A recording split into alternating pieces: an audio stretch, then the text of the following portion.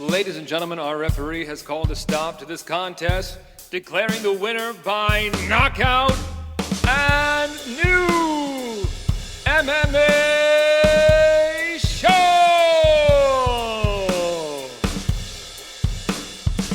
Greetings, ladies and gentlemen, and welcome to another exciting round of and new MMA show. I am your host, Michael Hansen, and I do all kinds of mythological things with microphones because I am a ring announcer and cage announcer.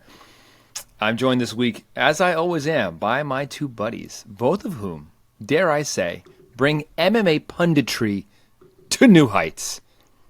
Introducing first, in an undisclosed location in New York, Mark Priaulx. What's up, buddy? What up, what up?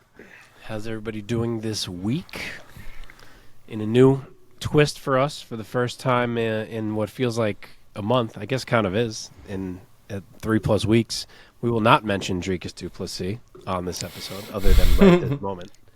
Not because we don't want to keep getting the views, but because there is a lot else we have to cover this week, so I guess we are going to have to do that. And introducing from Florida, the Sunshine State, he is the Nicaraguan nightmare, Omar Artola. What's up? What's going on? I am back. I am alive and ready for another week here. I'm a little slow right now. Everything in my back is sore, but we're gonna push through it. Omar survived a deadly virus last week, and he lived to tell the tale. And we're glad that he's feeling better For a second time. If Omar sounds a little low energy, it's not because he's recovering from a deadly virus. It's because he got leg kicked 300 times tonight at practice. Am I wrong? It's because I went for 4 hours today. I'm fucking dead. You're crazy, man. You're crazy. Wow. I thought I was going to struggle from drinking wine at dinner just now to keep myself awake, but I think you might have it worse than me. Your man doesn't really want to move too much right now. I'm trying to stay in one spot. All right. Well, I took my son for some blood work. I don't know if I ever said this on the show. My son had to get 2 blood transfusions last weekend, which really sucked and very scary. Had to rule out basically cancer, like leukemia. I believe it was ruled out. There still is a very, very, very minuscule chance that it still could be something like that, but pretty much ruled out that. But even the fact that it had to be ruled out was pretty numbing as a parent, I'll say. So that's enough personal divulging for one episode. And for that reason, I am having a beer tonight, a little Bell's Oberon, delicious summertime beer, brewed right here in Michigan. Nice. It's really good. We have a lot to get to on this episode, gentlemen. I think once again we have a somewhat of a disparity in our recording times, a little bit of a delay, which is frustrating because we've recorded about 100 episodes without ever having a delay issue like this. But right? I don't know if I'm delayed or one of you guys are, but we will persevere. So as I cue you guys up throughout the episode, just try to preempt my finishes, and I will try to make it a little obvious when I'm wrapping up to hand it off. But that being said, we have quite a bit to get to for this episode, guys. A lot of MMA is happening this week, and that makes me happy. We are going to talk about all of the fights from this past weekend's UFC Fight Night, Aspinall versus Tybura. We're going to throw a few of these fights into our lightning round. We're going to find out who rose and who fell in Mark's very own rankings system that he meticulously maintains, that we call, with love, the Priaulx Rankings. Omar is back, which means that we also will find out what is going on in the world of MMA outside of the cages with our segment Inside the MMA Sphere with Omar Artola. And then we are going to look ahead with the preview portion of our show. This coming weekend we have Bellator MMA versus RIZIN 2, as well as another RIZIN card that is going to be right on the heels of that called Super RIZIN. Then we're going to look ahead to this weekend's massive pay-per-view UFC 291, Poirier versus Gaethje 2. I'm getting goosebumps just saying those names in conjunction with one another. And that's that, gentlemen. Before we get into any fight talk, though, let me talk a little bit more thank our audience. If you guys are watching this on YouTube, hey, thank you so much. We appreciate each and every one of you. If you like our content and you haven't subscribed yet, please hit that red button, subscribe to our channel so that you never miss an episode. Give us a thumbs up. That helps us with all of the algorithm things. If you like any of our takes, let us know down in the comments. If you disagree with any of our takes, please let us know down in the comments. We are always down for a thoughtful conversation when talking MMA. If you want audio only, we got you there. You can find us wherever you get those podcasts. And, of course, find us on social media at @&new_MMA show in all the places. All right. That being said, let us get into this.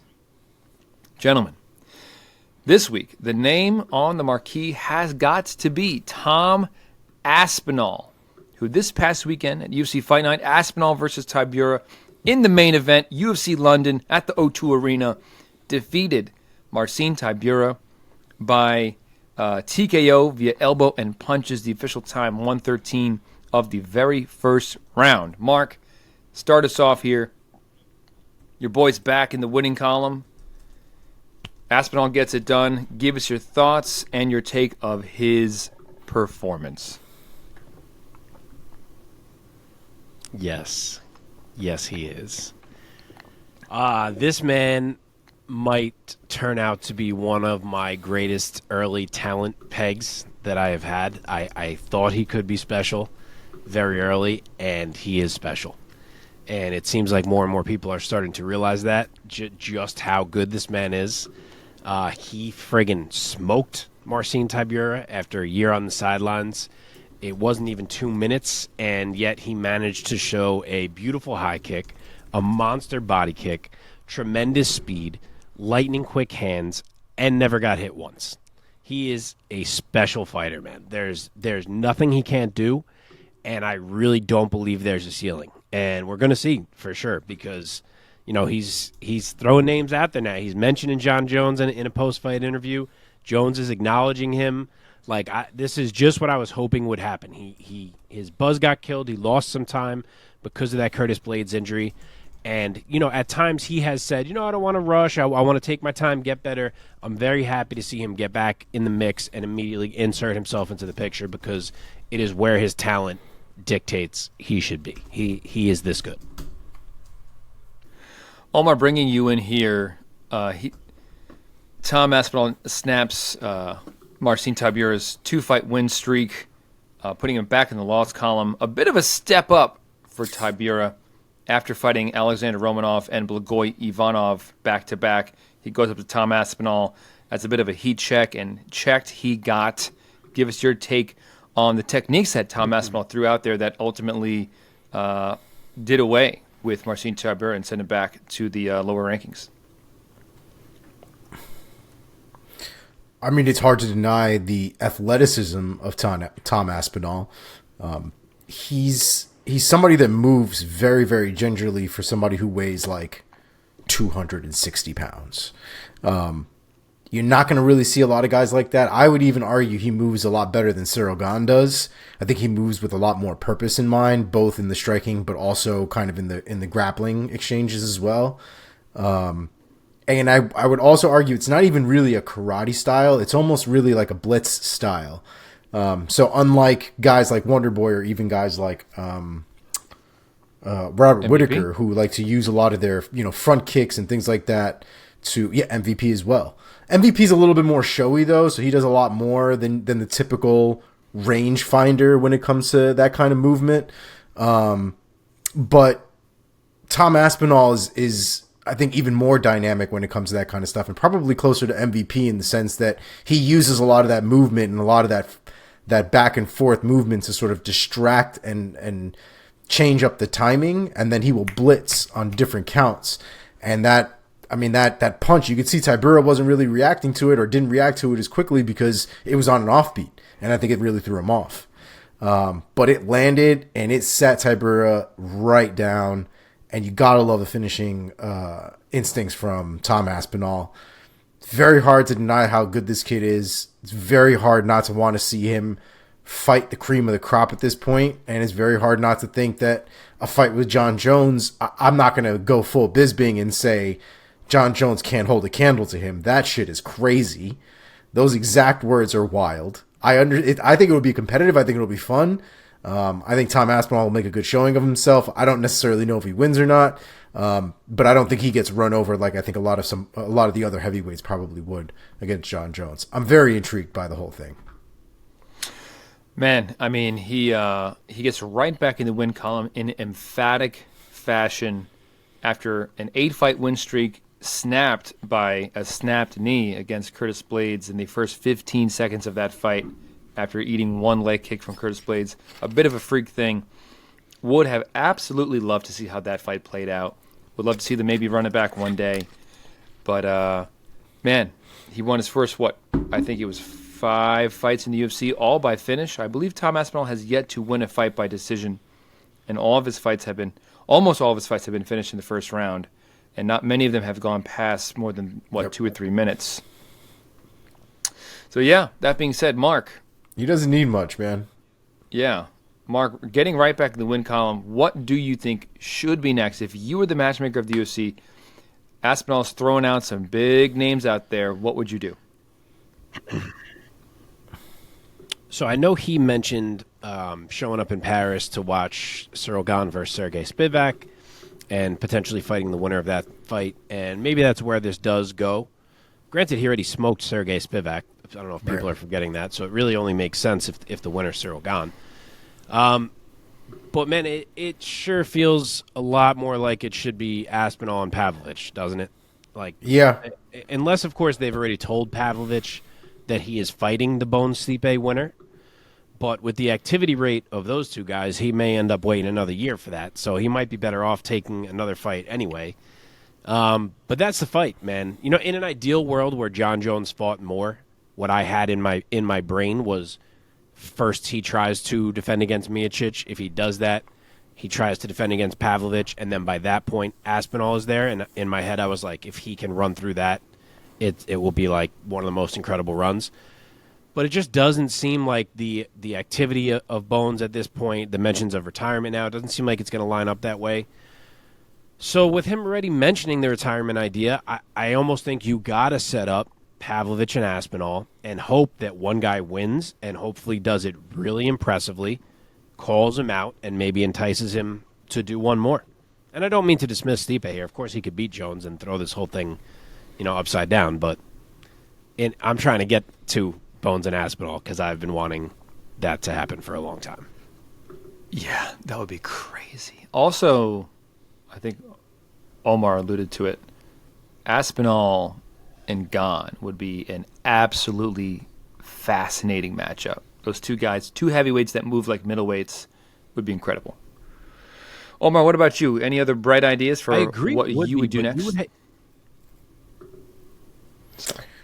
Not really. Mark kind of laid out the foundation of it really quick, just especially because of how kind of congested the heavyweight division is, right? We kind of have the fights that we want to see. Jones and Miocic are kind of taking their sweet-ass time at this point. Things were supposed to happen in July, then it got pushed back, and now it's MSG, but, like, who really knows? I keep telling you, I don't believe Jon Jones gets in the octagon until he's, like, walking down the path. But again, the Cyril Gane one is the one that I think makes sense for his title run. But Sergey Pavlovich, I think, is the one that makes the most amount of sense as far as trying to figure out who the number one contender is. Because I don't even think Cyril Gane winning, he's not getting a rematch with Jon Jones right now. So it just, it makes more sense to me to figure out who's fighting Jon Jones next. One of the two guys that makes sense for Jon Jones to fight in the first place. And that's Pavlovich and Tom Aspinall. Mark, what were you going to say before? I was just going to say, as intriguing as Aspinall Gane is, and I agree simply because of how intriguing it would be on the feet, you'd have to hope Cyril Gane has shored up the grappling. Because if you're Tom Aspinall, you're going into that fight, and you're like, well, I'm not fucking around with this guy. I'm going to take him down as soon as I can. Mm-hmm. And, obviously Jon Jones is potentially a different beast, but we saw how Gane looked, and Tom Aspinall seems to be nearly as dangerous on the ground. So he's, at least in his mind, he would certainly have an advantage going into that fight. Yeah. I think right now the guys that are the biggest issue at heavyweight are Sergey Spivak, Tom Aspinall, and Jailton Almeida. Those three dudes right Pavlovich, you now. meant, right? What did I say? You said Spivak. Oh, yes, Pavlovich. Yeah, agree. And Jailton Almeida. I think those three guys right now, if I really think about who could give John Jones at the very minimum a run for his money, I think those three guys are the ones that make it the most interesting. Totally agree. I think those are the three most intriguing heavyweights who have yet to have a title shot. Mm-hmm. Anything else you guys want to say about Tom Aspinall? You guys want to match up Marcin Tybura real quick? Yeah, I guess I'll say Jairzinho Rosenstrike for Marcin. It's not the sexiest fight ever, but he's kind of beaten the next tier down. He shouldn't really get the next tier up, and it kind of feels like Rosenstrike is the other guy who's like fitting that bill where he is, and they have not fought, so might as well run those two. Any other ideas, Omar? Yep. Nope. I had the same pick, and had Romanov and him not recently fought like a year ago. I probably would have threw him in the mix as well, but that is the case. So Rosenstrike it is. Let's do it. All right, boys. Let's move on now to the co-main event of this UFC fight night, in which Julija Stoliarenko defeats Molly McCann by submission via armbar. The official time 1:55. I'm sorry, not Julia. The official time 1:55 of round number 1. Not a great look for Molly Meatball. Omar, give us your take of what happened. I mean, Molly actually looked pretty decent on the feet. I actually really kind of enjoy watching her strike. She's pretty tight on the feet. But she's a small girl. And I think she really had issues with the range and trying to get inside and actually being able to land a lot of those shots. And Stoliarenko was playing the game that she plays. And that armbar shit is not new to her. She's had a lot of misfortune here in the UFC, but her armbar is the one thing that you can kind of count on her if she is going to win. And I think it was rough for Molly McCann to not be prepared for that. And she ended up in a weird position against the cage, but it just kind of seemed like she jumped right into the armbar and made it even worse for herself than it, had, I guess, she done something else in that moment. I feel for Molly McCann.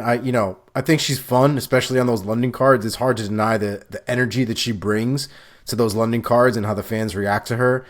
But I mean, the performances have got to get better than what they are right now, because it's not great. Co-main event for that kind of performance seems rough, very rough.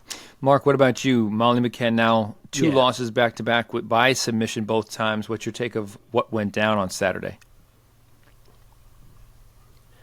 I mean, Omar touched on it, but for someone who should have been drilling armbar defense all camp, since it was pretty much, to put it bluntly, the only way she could lose to Julija Stoliarenko, her armbar defense did not look good. It looked kind of panicked and rushed and not like something that she had been prepared for. So that's a little bit baffling. But with that said, I know we picked Molly, which was more because we didn't trust Stoliarenko and her 1-5 UFC record. But if you're a fan of Molly, you can't say we haven't warned you on here. Yes, she's easy to root for, and yes, she's had some unreal KOs, but she has never been near being an elite level flyweight, and her ground game has always been suspect, and it was again here. As soon as this thing hit the mat, it went south, and she had Stoliarenko fighting her for a bit. They were swinging early. She had her shot to land something there, but Stoliarenko did well enough to get it where she needed it, and gets another armbar. As Omar said, it seems like it's either an armbar or a loss for Stoliarenko, right. And this time it was armbar. It's like you flip a coin, armbar or take an L. Yep. I mean, a little bit. All right. Now that she is 2-5 in the UFC, that win by submission once again, possibly prolonging her UFC stay so far. We'll see. Let's talk about Julija Stoliarenko for now, since she is in the winner's circle. Omar, what do you think? She is a big girl for bantamweight. She has fought at featherweight as well. What do you think's next for her? Well, so she's talked about going down to 115. No, he's asking about Stoliarenko, dude. Oh, my bad. And this was flyweight. Remember, Mike. This was Stoliarenko's first fight down at flyweight. She just dropped down. That's right. Yep. So the person I had in mind for Stoliarenko was Ariane Lipski. The area where she's kind of at right now in her rankings, things are a little like scheduled for the most part already with matchups that I think would make a lot, maybe even a little bit more intriguing and make a little bit more sense. But Ariane Lipski is right among that pack as well. She doesn't have anything scheduled, and I think it would be a good fight at the end of the day. Yeah. Mark, what about you? Yeah, similar vibes for me. I'll say Antonina Shevchenko. As I mentioned, Stoliarenko is new to this weight class. Yes, her record is not great, but first fight down here, got a good win. Fair play to put her in there against, another fairly established fighter and see what she can do. Yeah, man. All right, let's move on. In the featherweight Wait, division. Talk Molly for a sec. Oh, yeah, sure, my bad. Go ahead. Oh, that's right. Yep. So, yeah, I think this weight cut is interesting for Molly. First off, I knew it was coming. As soon as she lost, I had that thought. It's 2 in a row. This one was in London, which hurts her. Yeah. She was the way smaller girl in this fight, so it's just very natural for her in her brain to go, what just went wrong? Yeah. And kind of cling to that of, you know what, I must be at the wrong weight class. Like, I knew this was coming. And I get it. She's a smaller flyweight. Problem is, there are a shit ton of grapplers at 115. So I'm not sure it's going to be any better for her. It might be worse. But to start, I will do her a solid, and I'll throw her in there against a fellow striker in a fight that could be a potential banger, and I will say, how about Denise Gomes? Okay. I like it. Omar, any other ideas for what could be next in store for Molly Meatball? Indeed, I do. I need my girl to get on the right track. I need my girl to. You already know. The other side. I need my girl on track. I need her to fight somebody who's going to stand and bang with her. I need somebody who I think she has a good shot at winning against. So I'm going to give her. Molly McCann, Jasmine Haragui. Oh, baby. That is a banger. I like it. I like it a lot. But you don't want Haragui to lose. Hell no, I don't. No, that's what he was saying. He's trying to set up Haragui. He thinks Haragui can beat the aforementioned my girl was not Molly McCann. Okay. I got to look. That shit was Yasmin Haragui. We're talking about Molly McCann. Yes, I apologize. Well, okay. Your man's is ready to start talking about Jasmine Haragui. Let's go. All right. In the featherweight division, Nathaniel. Yasmin? She can't be your girl if you're calling her Jasmine. It's Yasmin, no? It's Yasmin. Listen. Yeah. Got to placate a little bit to the masses. Okay. All right. In the featherweight division, Nathaniel Wood gets it done over Andrey Fili by unanimous decision, 29-28 on all three of the judges' scorecards. Mark, what was your take of the Brits taking the win here? What a great fight this was. Both of these guys had the other badly hurt. Wood hurt Fili in round 1. Fili got him back in round 2. But even aside from that, there were some real clean shots that froze each guy throughout the fight. And they both looked good. The length was helping Fili for sure. He always carries some nice natural power. And then Wood was so fast. He was ripping the leg just how we expected him to. He was the faster boxer. He kept landing that check counter left hook on Fili when Fili stepped in. And he edged it out, man. It was 1-1 going into round 3, clear as day. And he landed more and harder in that round. And he gets another featherweight win here to move to 3-0 there now. He's a guy, who was fairly established at bantamweight, was kind of on the verge of breaking through those rankings when he decided to move up. Is small for this division and is making it not matter thus far. So he's now on the edge of these rankings. You would think the size has got to matter at some point here as he hits the elite, but it hasn't stopped him thus far, so we will see. Omar? Yeah, man. This was a great fight. The pace was insane. The paces for the pace for Andrey Fili fights generally are, and I can definitely say that now for Nathaniel Wood as well. These guys were going at each other, man. It was a crazy ass scrap. I definitely had Wood winning rounds 1 and round 3. Had Fili obviously winning round 2. I thought it was a great fight, man. I'm really interested to see how far Nathaniel Wood can go. He's one of these guys that's really interesting in the featherweight division because he kind of reminds you of like the Bryce Mitchells of the divisions, right? The guys who were good at takedowns, but don't mind striking with somebody. And I think Nathaniel Wood's striking is pretty scary. The dude throws a lot of heat when he's throwing, so I'm excited for him to see exactly what he's got left. Okay, Mark, what do you think is next for Nathaniel Wood at featherweight?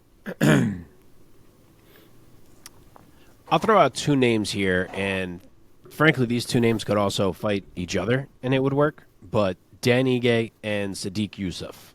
I feel like those are both names that Nathaniel Wood deserves at this point. He deserves to try to break through to these rankings, and I think either of those would be a really intriguing fight for him. Okay. Any other thoughts for Wood?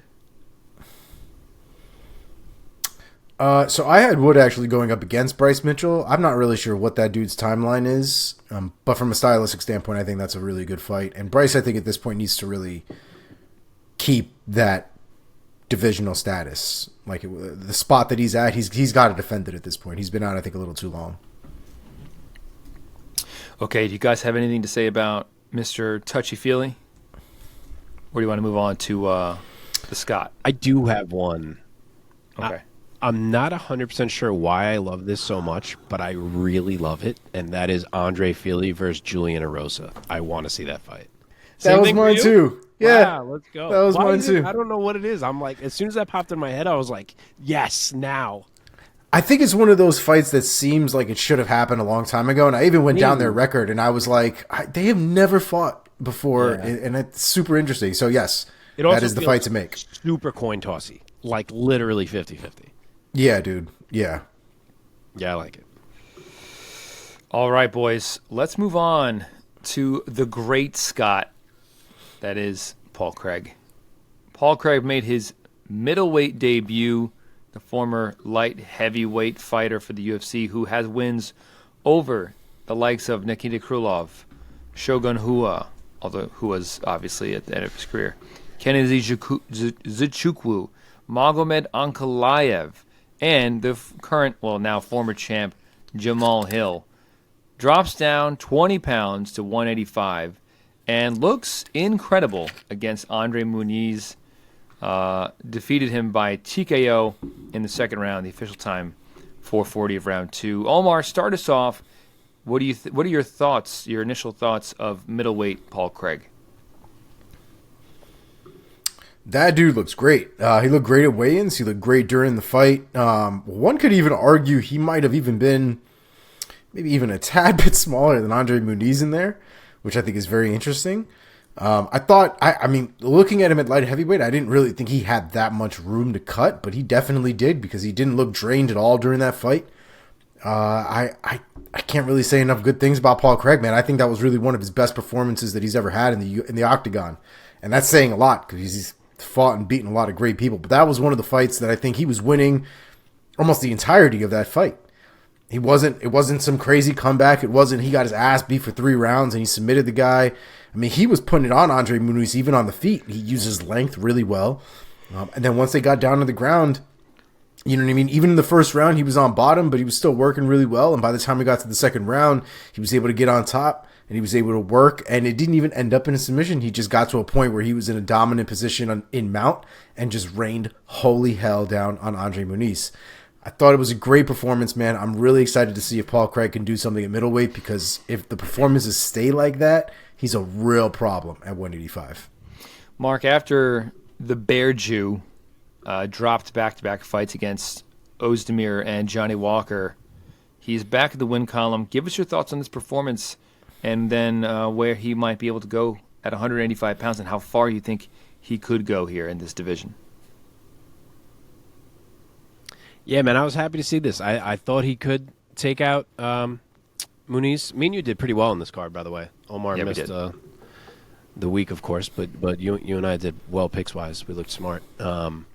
But how about it? Paul Craig coming down to middleweight and throwing them bows. Huge finish. And it was tricky for him for a little bit. Round one was good for Muniz. He's a bit better than Craig on the feet, as we mentioned. He probably would be last week. Bit more buttoned up. The left head kick landed nicely a couple times. Caps off the round with a takedown. Little bit of groundwork. It was a pretty good start for him. But then round two, way more back and forth. Craig gets the early takedown. We got to see the grappling that we wanted to see between these two. There's the triangle that gets shot up right away from Andrey Muniz that Craig has to escape. A couple chokes for each guy. Some nice transitions. I was glad we got to see the grappling on display as we did.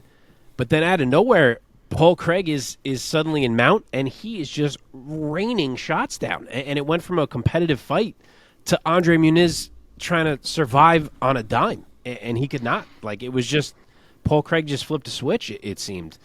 And he looked really strong from top, where he landed what looked like some real dangerous elbows, and he just felt that finish coming and stepped on the gas hugely, and Muniz was done. So big-time middleweight debut for Paul Craig. There are going to be some fun fights ahead for this man. Is it me, or do you feel like Andrey Muniz, if there's any critique that I would give to him, it's that I feel like he carries a lot of muscle for 185 and that he doesn't have the best gas tank. Would you agree? I think that's all fair. Because I was not surprised to see how big he looked. We were saying it last week. He's a very big middleweight. Yeah, and he's one of those guys that you wonder, if he just moved up, would his cardio be way better, and would he be able to take damage better? Should he not be at this division? So yeah, it's a fair point that you're making. It does make you wonder. Yeah, he doesn't get absolutely gassed, but he definitely, his cardio takes a noticeable dip in the middle of the fight. If he doesn't steamroll his opponent, I feel that Muniz, he carries a lot of muscle, and I think that's tiring. But I'm a fan of Muniz. Don't get me wrong. I think he's a super talented middleweight, and I've always liked his skill set. But if that's one critique I would say for him, it would be that. That being said, let's talk about the winner here, Paul Craig, at 185. This is delicious because I think that middleweight needs a little bit more of this infusion of new talent and new blood. And I love that Paul Craig has moved down. He's a fan favorite, especially in that part of the world, obviously. But I feel like Paul Craig has lots of fans all around because he just seems like an intense guy, and he's a purist's fighter, if you know what I'm trying to say. That being said, Mark, put on your UFC matchmaker hat. What would you do next with Paul Craig at middleweight? So they didn't rank Paul Craig. I was going to ask you how you felt about that, because that shit to me seems wild. Andrey Muniz is ranked still. Yep, right now. 14th. It's enough to drive me absolutely fucking insane. And they still have Paul Craig at lightweight, so I guess maybe that's at light heavyweight, so maybe that's why they didn't do it. But do it. Be on top of your shit. I just, as you guys know, I could go on these rants all day about the fucking UFC rankings and the joke that they are. But for what it's worth, he joins my middleweight rankings at number 7. This is a man who has wins over guys like Jamal Hill, Magomed Ankalaev. He just looked great against Muniz. When I was debating, is he above that Brunson, Dolidze, Hermanson group? I was like, yeah, he's done more in this sport than they have. So he's fairly high in my middleweight rankings. And I don't, if the UFC put him at 10 or 11, I'd be fine with it. But fucking get him in there. Anyway, I think he deserves to be treated like a fairly big deal here, entering the middleweight fray. As Mike said, I think he's great for this division. As I just said, he's a guy who has huge wins over guys like Jamal Hill. I won't jump him right into one of these top guys. I will say one more against an established top 10 middleweight. And my mind went very quickly to Jack Hermanson. I just think he and Paul Craig make for a perfect matchup, and that Hermanson is a really good litmus test to show us exactly how much of a factor Paul Craig can be at this division. And if he passes that one with flying colors, then you go. But I think that's a great test. Okay. Omar, any other ideas? I don't hate it. I did throw Brendan Allen into mine. I think it's just a fun fight. I didn't realize you had him ranked nearly as high. I went off of what was on Ranking MMA, and they had Where'd they have him? I 15. didn't look at that. They had him tied for 15 with Brendan Allen. I don't get that. Yeah, so he's below Chris Curtis and Imavov and Gastelum and Hermanson and stuff like that. Hermanson was my initial first choice, and then when I saw how low he was in the 15, I was like, maybe it's a little too high. Especially seeing that the UFC didn't have him ranked at all, which I thought was absolutely wild. Yeah. But Brendan Allen was the one I landed on. I mean, it's again, and I thought about that fight also. It's fair to me if he doesn't get ranked that high, because I get it. Okay, the things are in another division. Maybe you don't want to go crazy with the rankings before he gets some more wins at middleweight. To me, I was strongly factoring in that he's beaten these guys like Ankalaev and Hill, just because I felt like the overall resume was better than Roman Dolitze's overall resume. So I felt like I had to put him in front of him. But if you don't want to do that, totally fine. I get it. Rank him, 10 or 11 or whatever it is. But he's got to be in the fucking rankings if you have Andrey Muniz in the rankings. I agree. Yeah. Did we match up Muniz? We did not. Do it. Actually did not even think about one for him. Ooh, but I have one, I believe. I don't know if he has a fight. But Muniz hasn't looked great in a couple fights. I mean, he hasn't looked awful either, but even his win over Uriah Hall I wasn't thrilled about. So I think he's due for a little step back. I will throw out Gerald Meerschaert and hope that they grapple. Okay, Omar, any other ideas for what's next for him? Great fight. I would like to use Andrey Muniz at this point as a stepping stone for somebody for Mr. Anthony Fluffy Hernandez. I think that's a great fight. I think it's a good fight for Fluffy to work up his way up. And I think he recently won, right? So, like, time frame wise, this should work out. So he should be ready. We actually both just used booked guys. Unfortunately, we suck. Anthony Hernandez fights Chris Curtis in September. And Gerald Meerschaert fights Andrei Petroski in August. All right. Trash. So, hey, I'll adjust mine to the winner of Meerschaert and Petroski. I think that works either way. For sure. Yeah. I guess I'll probably go with the winner then for Fluffy. And who's the other one? Chris Curtis. Chris Curtis. Poor Chris Curtis. I think he's going to lose that fight too. Jesus.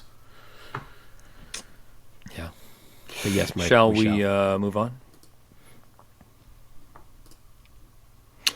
Okay.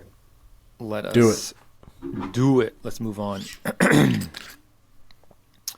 In the lightweight division, Farez Ziam defeats Jai Herbert by UD 30-27, 29-28, and 29-28. Omar, start us off this time. Give us your take on Ziam getting it done. Yeah, I mean, Ziam looked good, man. I definitely had Ziam winning 3 rounds. I felt bad for Jai Herbert because it didn't really seem like he ever really got Ziam's number or got comfortable in there. I think Jai Herbert trying to make his striking work. I think Ziam was just a little bit a step ahead of him. He was able to counter, I think, a little bit better as well. And as much center control as Herbert got in that fight, it just seemed like Ziam was the one getting more off and pressing forward. So I had him winning all 3 rounds, but I did think it was a competitive fight. Mark?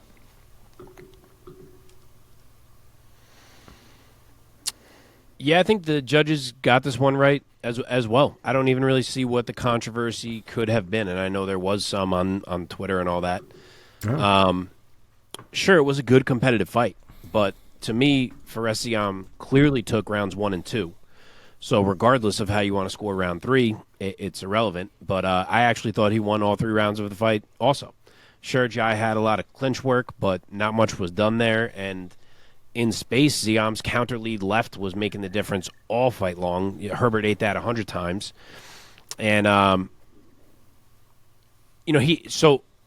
Herbert was struggling, to go back to that for 1 second.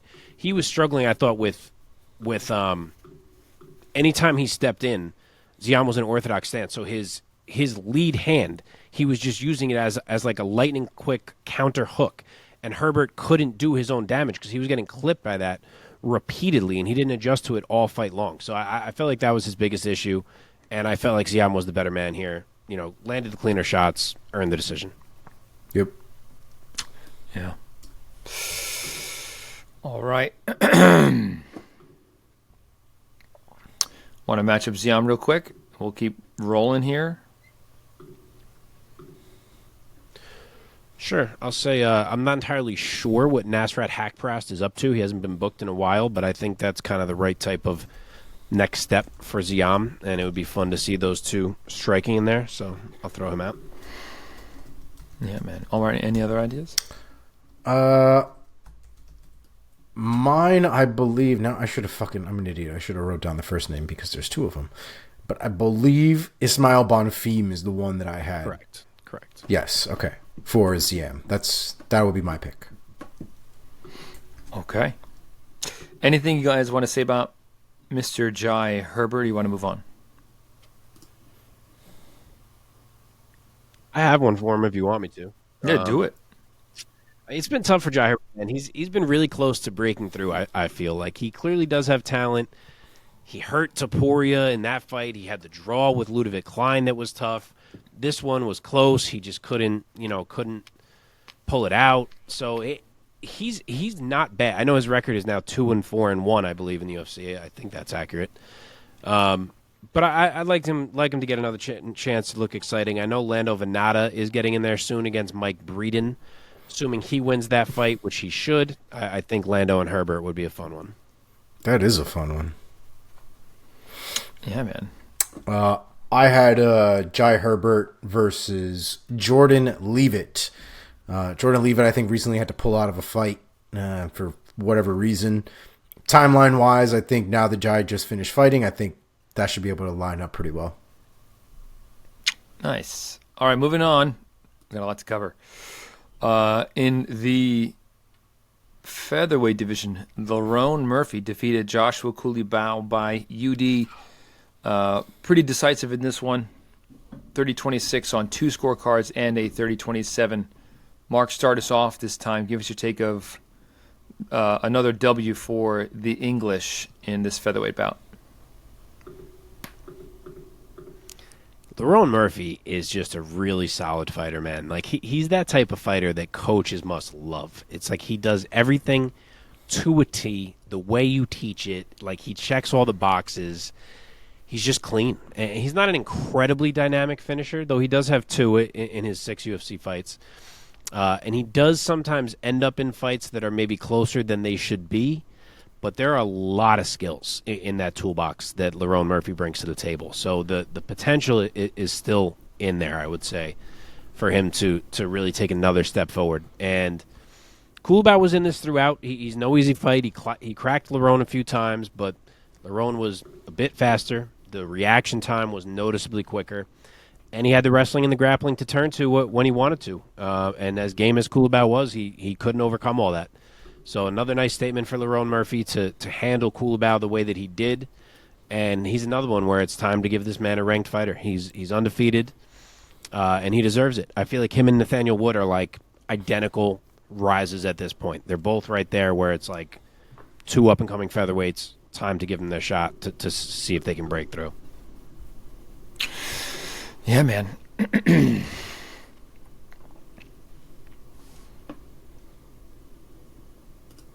Omar? You said Nathaniel Wood? We weren't matching them up. I just said that they're in similar places. I was just going through the fight.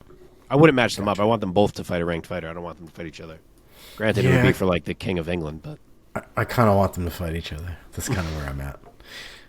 It was a good fight, though, man. It's really nice to watch Lerone Murphy fight. He's very, very technical. He's very good.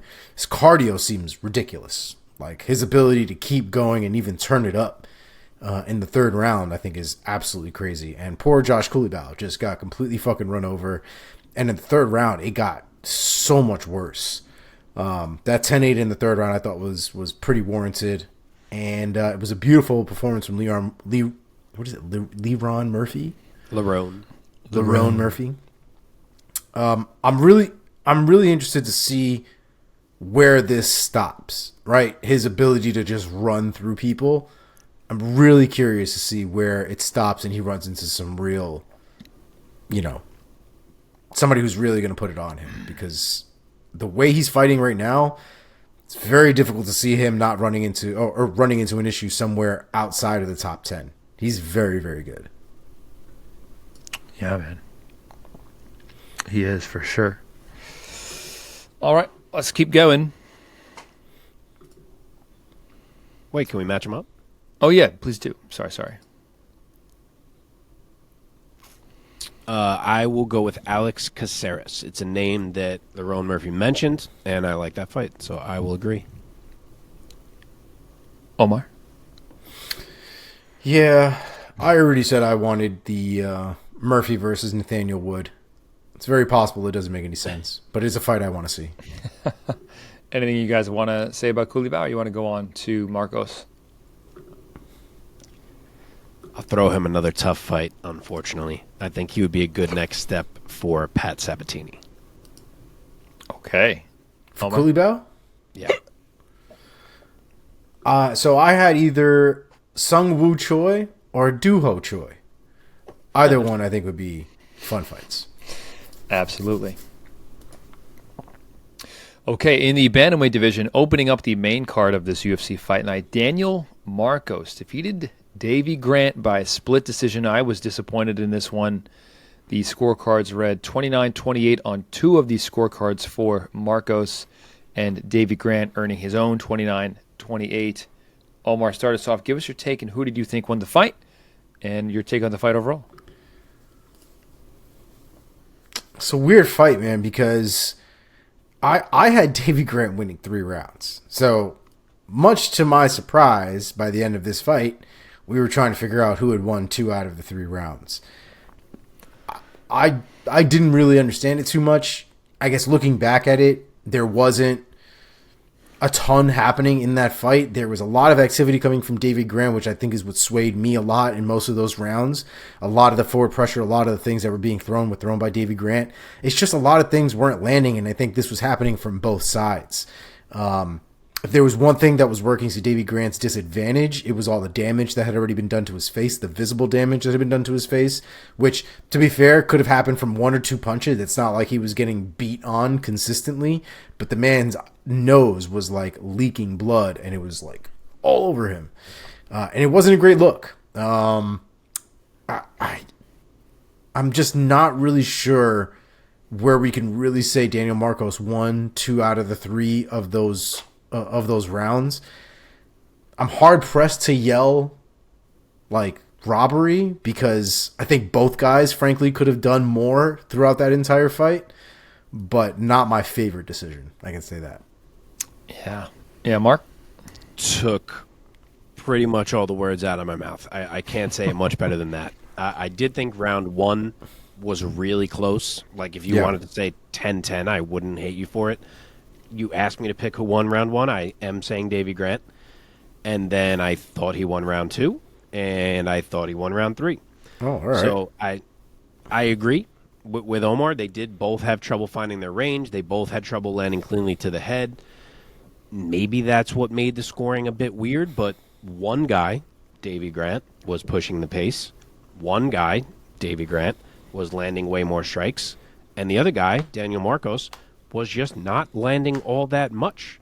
So I don't see how you're giving him 2 of these rounds. I think this fight should have gone Davey Grant's way. I think that decision's got to be pretty tough for him to swallow, because I think he thought he was winning the whole fight, and I'm not really a fan of it either. That being said, moving right along here, let's just match up both of these guys since it was a close fight. Mark, give us both of your names for these guys right off the bat.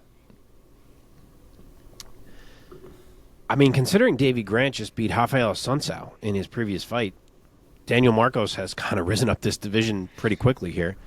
I'll say throw him across from the man ranked number 15 by the UFC, Chris Gutierrez.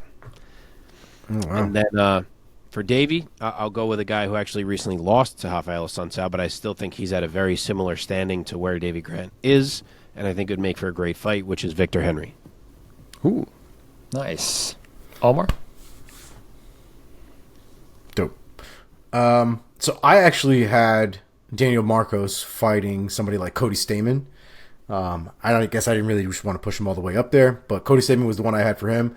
And then Davey Grant, I was more interested to see him against Hani Barcelos. I thought that'd be a fun fight. It would. All right, boys. Let us now throw the remaining fighting Mike's boy. Actually, Hani would have to get through that because he's fighting Kyler Phillips. Phillips hasn't fought in a minute, right? I only just saw that today. What'd you say? When's the last time Kyler Phillips fought? What'd you say, Mike? A while ago. It's been a he had a minute. little suspension, and then I think when he came back, he pulled out because he got hurt or something. So it's been like a lot of delays. Yeah. He was suspended for a while, though. I think at least 6 months, if not longer. But I didn't even know he was booked against Barcelos, and I randomly saw it today, and I was like, oh, fuck, that's a banger. Yeah, man. Hell yeah. All right, let us throw the remainder of these fights from this UFC Fight Night into our lightning round. So I challenge Omar, forget about picks. Give me your quickest lightning takes, a phrase or perhaps two for the results of these remaining bouts. Let us start in the lightweight division. Joel Alvarez gets it done over Marc Diakiese by submission via Bravo choke. The official time, 4:26 of round 2. Omar, go first. So I hate this finish to this fight. Marc Diakiese took a real big shot to the dome, to the jaw, or to the temple, actually, from a headbutt. Felt it, called it right away. Referee was like, if he dies, he dies. I didn't see it. Sorry. And just let Marc Diakiese get bullied for the remainder of that fight until he got caught in a choke that he couldn't get out of. I can only imagine he probably was still dazed and hearing ringing in his ears the entire time that was happening. And I really hated it. I really hate that there's no sort of backup system there, like that this is really, I didn't see it, so I can't do anything about it. Like, I think we've got to trust the fighters a little bit more. I think if people are gaming the systems, things like replays and things like that can set that in order. But I don't know, man. I didn't care for the way that ended, and I can't give any shit to Joel Alvarez. That's not really his problem. That was definitely something that the referee needed to get on top of. He didn't, and it cost Marc Diakiese the fight. I will add that up until that point, Marc Diakiese was getting handled, and I don't think that Marc Diakiese was going to win that fight. But the way he lost it was really, really sucky. Mark. Yeah, it was a good fight while it lasted with a shitty ending, unfortunately. We did get to see Marc Diakiese strike again, which was fun because we haven't seen that in a little bit. But here he had no interest in taking Joel down when they were still dry. So we had one round of striking, which was nice to see. Second round, he did take him down, did have some success in the wrestling, but Joel battles back up. They're exchanging, and then headbutt happens to the back of Marc Diakiese's head, which is not something you see every day. But the ref didn't see it any day. And as Omar said, Joel did nothing wrong. He took advantage. He finished the fight, but absolutely a shitty situation for Marc Diakiese. Yeah. All right. Mahmoud Muradov, UD over Brian Barberena. Mark, keep going. This one went how we imagined it would. Muradov just out-athleted him. He was bigger, longer, stronger, faster, can grapple. It was just too much for Barberena to overcome, as game as he is. And Barberena is going to struggle at middleweight if he decides to stay here, because I think that Brian Barberena pressure walk him down strategy is not as effective against longer guys who can snipe him, and that is absolutely what Muradov was doing all fight long. Dropped Barberena a few times. So we will see what he does going forward weight-wise, but this was definitely a needed bounce-back win for the Uzbek in Muradov. Well done by him. Omar. Yeah, I mean, if we're being completely honest, man, Barberena got outclassed. I mean, there was no point in this fight where Barberena really had a leg in this race. Muradov was bouncing around, jabbing him from the outside, beating on him, landing solid punches almost throughout the entire fight. Landed a lot of good punches. Even had a moment where Barberena turned around, kind of showed his ass a little bit, and Muradov was able to put two punches right together, drop Barberena. It wasn't a great performance from Brian Barberena that fight, unfortunately, but it was a good performance from Muradov. He really did work in that fight, and definitely a good showing from him. Okay, Ketlin Vieira, UD over Pani Kianzad. Omar, staying with you. Yeah, so the beginning of this fight, you thought this might be somewhat competitive. They were standing on the feet, kind of exchanging a little bit, testing each other or measuring each other, and it was a nice pace. And then Ketlin Vieira took it to the ground, and that's where it stayed. Kianzad had zero answer for the ground game, which I guess at this point is going to happen against people like Ketlin Vieira. But she had no answer for the ground game, no way to get back up, just completely stayed on the bottom for definitely for 2 rounds. I think even part of the first round, I can't really remember, but 100% for 2 and for 3. So it was a good showing for Vieira. She was dominant, not the most exciting, but definitely a dominant performance. Mark? Yeah, this one was pretty one-sided. Vieira knew she had an advantage, and she leaned on it, and rightfully so. You know, it wasn't the most exciting performance ever, but it was dominant in the grappling. It was a clear win for her, and frankly, she needed a performance like this. And Pani battled as much as she could. She was just, didn't really have what it took to get Vieira off her. And then late third round, she did finally turn it around, got on top, but it was just too little too late, and she was mostly outclassed. So good win for Ketlin. Okay, just to keep this episode a little bit briefer, we're going to cut off our lightning round there, but of the 5 remaining bouts that we're not going to fully touch on from this UFC fight night, any other notable performances that you guys just want to quickly spotlight for our listeners to go back and watch? I'll do one. But, it's probably the same one. It's probably the same one. That the way they opened this card with Rafael Filo and Daniel Barretz, that fight is fucking crazy. Like, if you haven't seen that fight, you need to watch that fight. That fight was absolute madness. Filo was getting his ass handed to him, back and forth, getting cracked with big shots, getting dropped, getting back up. And somewhere along the line, and eating heavy body shots, by the way, like real nasty ass body shots, both in the kicking game and in the hands. I mean, shovel hooks for days. And then somewhere along the line, Filo had a burst of energy and started coming at Barretz and didn't stop. And kept going, and somehow found Barretz on the ground. He ended up hitting him with a takedown, and like anaconda'd his way up this man's body all the way to a arm triangle choke, and finished the fight. When I tell you this is one of the greatest comebacks I've seen in a little bit, I mean, there was no way I thought that man was going to win that fight, let alone win the fight that way and that quickly from having recently just gotten his ass beat a little bit. So beautiful performance from Filo. Definitely one we have to shout out because it was a hell of a fight from both guys. Mark? Yeah, you're not wrong. I'm on the same fight.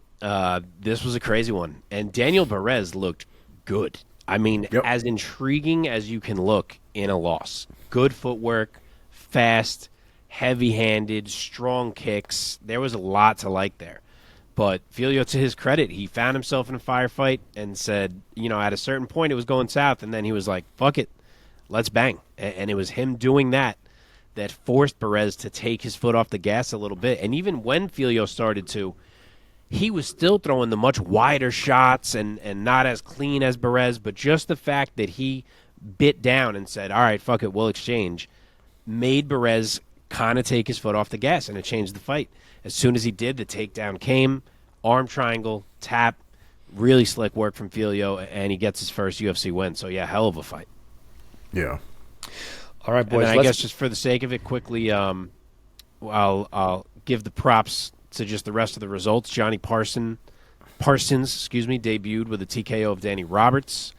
Michael Parkin with a debut win, UD over Jamal Pogues. Chris Duncan had a battle with Yanal Ashmos, won that by UD. And Bruno Brazil wins a UD over Shauna Bannon. Felt like we couldn't just ignore them without at least saying their names when they got a UFC W. Okay, let's put a bow on this UFC Fight Night by finding out from Mark who rose and fell in Mark's own rankings system that we call the Priaulx Rankings.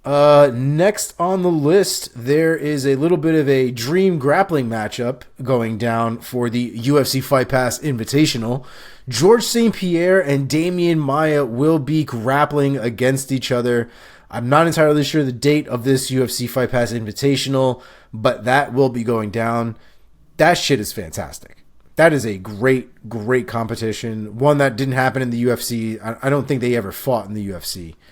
They were two completely different divisions at the time. Demian Maia had not gone down to 170 yet. I think he was fighting in 185 for the longest time at that point. But the grappling will be too sweet because GSP is nasty on the ground and Demian Maia is Demian Maia. So there it is. Yeah, no, it's a fun one. Mike Jackson, for those of you who don't remember, he was kind of one of the, he fought in the UFC for a little bit. I think he fought, what is this dude's name? Thank you. He fought CM Punk and was the one that kind of toyed with him a little bit, and I don't even think ended up finishing him. He is apparently going to fight former UFC fighter and Hall of Famer Pat Miletich in what's called the Iowa Clash of Ideologies and Principles. If you're not aware, Mike Jackson is a very outspoken person from a political standpoint, definitely leans a lot more on the left liberal side. Pat Miletich, along with a lot of folks in the MMA community in that area, very conservative, very right-wing, I guess, to a certain extent. And looks like Pat Miletich and or Mike Jackson have had enough of their shit, and they're going to throw down to not agree on anything still after they throw down. So that should be fun. Yeah, Jackson used to train under Pat Miletich, actually, and they were friends. And then I guess, when Pat Miletich had his thing about being at the Capitol, regardless of whatever you think about that, I'm not about to get into that. But he kind of lost his announcing job at the time, and Mike Jackson on Twitter, I guess, kind of went ham on him, despite them being friends before that. And then Miletich was like, what the fuck? And since then, apparently, they've just been beefing continuously. So they're getting in a cage. How old is fucking Pat Miletich right now? Like 300 years old? I feel like he's got to be 50 years old. He's 55. I'm looking at it right now. Oh, my gosh. Wow. That's crazy. There's also a large beef between Mike Jackson and Jake Shields, if I recall. Yes. Yeah, but they also already scrapped, apparently, a little bit behind the scenes. Gotcha. This one is apparently at some kind of local promotion is actually going to be hosting this, which I find to be very strange, but there it is. Fair enough. Next on the list, we've got a little update from Ian Heinisch. So UFC middleweight Ian Heinisch is deciding to step away from MMA after experiencing repeated issues with head trauma and concussion-like symptoms. He said on Thursday that he had been having a variety of health problems for a long time, beginning with skin issues and overprescription of antibiotics. Then he ended up having ulcerative colitis as a result of it, stomach being completely wrecked. I believe that was the same thing Brock Lesnar had way back when. It was ulcerative colitis? Diverticulitis. Some kind of diverticulitis there. Okay, so not the same thing. But this one is still affecting his gut, Ian Heinisch's gut, and so it wasn't great. He was able to kind of get that under control a little bit. Apparently, he was diagnosed with Hashimoto's disease, which is an autoimmune disorder that attacks the thyroid, and it caused him to become anemic, and it flared up from time to time during his UFC fights. At least one UFC fight, it said.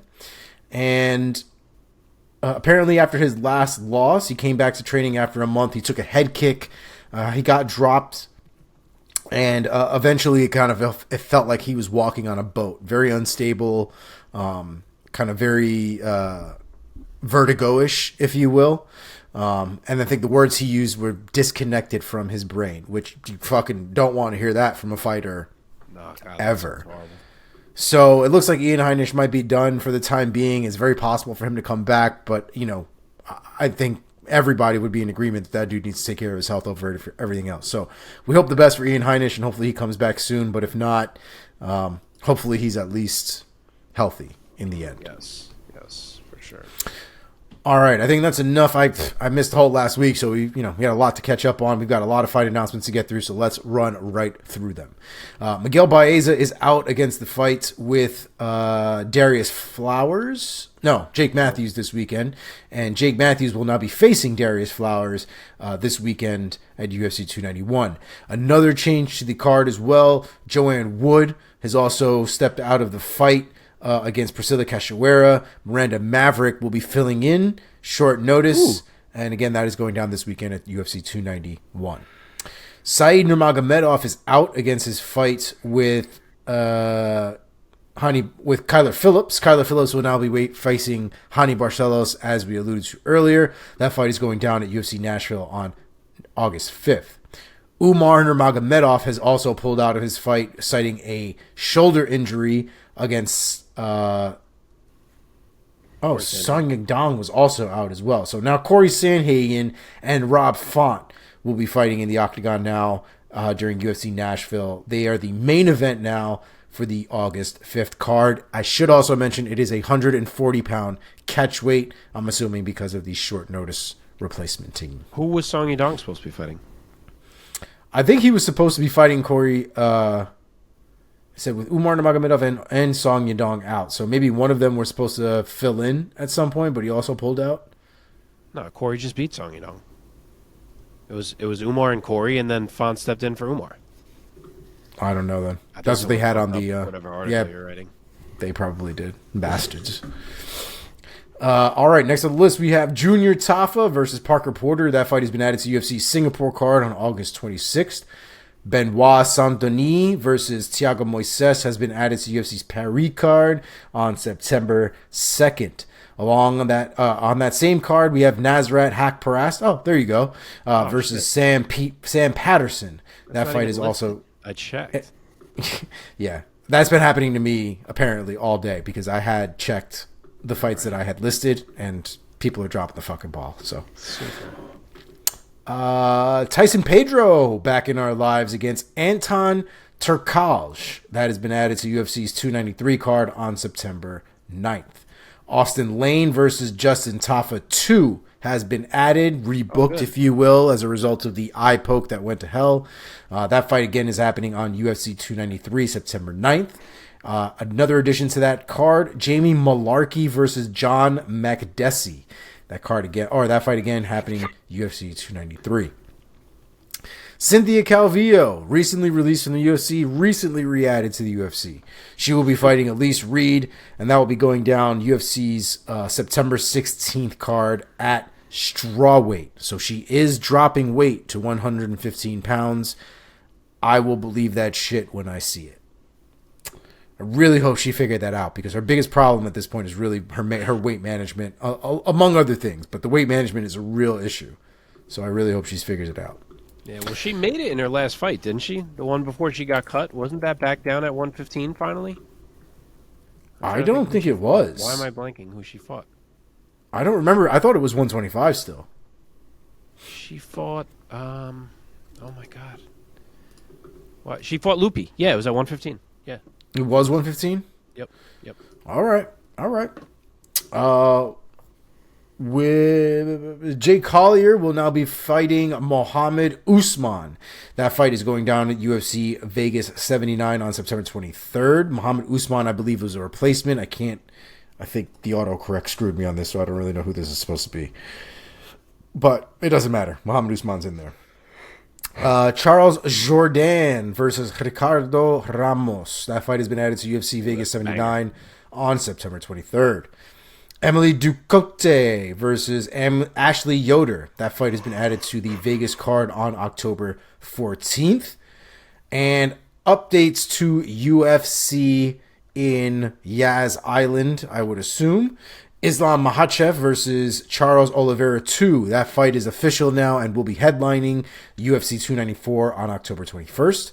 Nasruddin Imavov versus Ikram Aliskerov has also been added to this card. Hamza Chimaev versus Paulo Costa has also been added to this card as a result of Paulo Costa having to pull out against his fight with Ikram Aliskerov, which was supposed to happen... When was it supposed to happen? This week? Couple weeks? He didn't pull out. They moved him out. They rebooked him against Chimaev. But I thought something happened to Costa where he couldn't fight this weekend or whenever the hell it was. No. They just canceled the fight. They rebooked Costa against Chimaev, and they rebooked Alaskarov against Imavov. I thought something happened, and they just decided to just okay. Yeah, they scrapped it. And we have also on that card we have Tim Elliott versus Muhammad Mokaev. That's a scrap right there. Definitely watch that fight. All of those fights that I just announced, the last 4, will all be going down to UFC 294 on October 21st. Last 2 we have here: Kyle Borralho versus Nursultan Ruzaboev. Really? That fight has been added. That has been added to UFC's November 4th card. And last but not least, Derek Brunson versus Roman Dolidze has also been added, or has been added, to UFC's 295 card on November 11th at MSG. That is all we have, basically, for the last 2 weeks.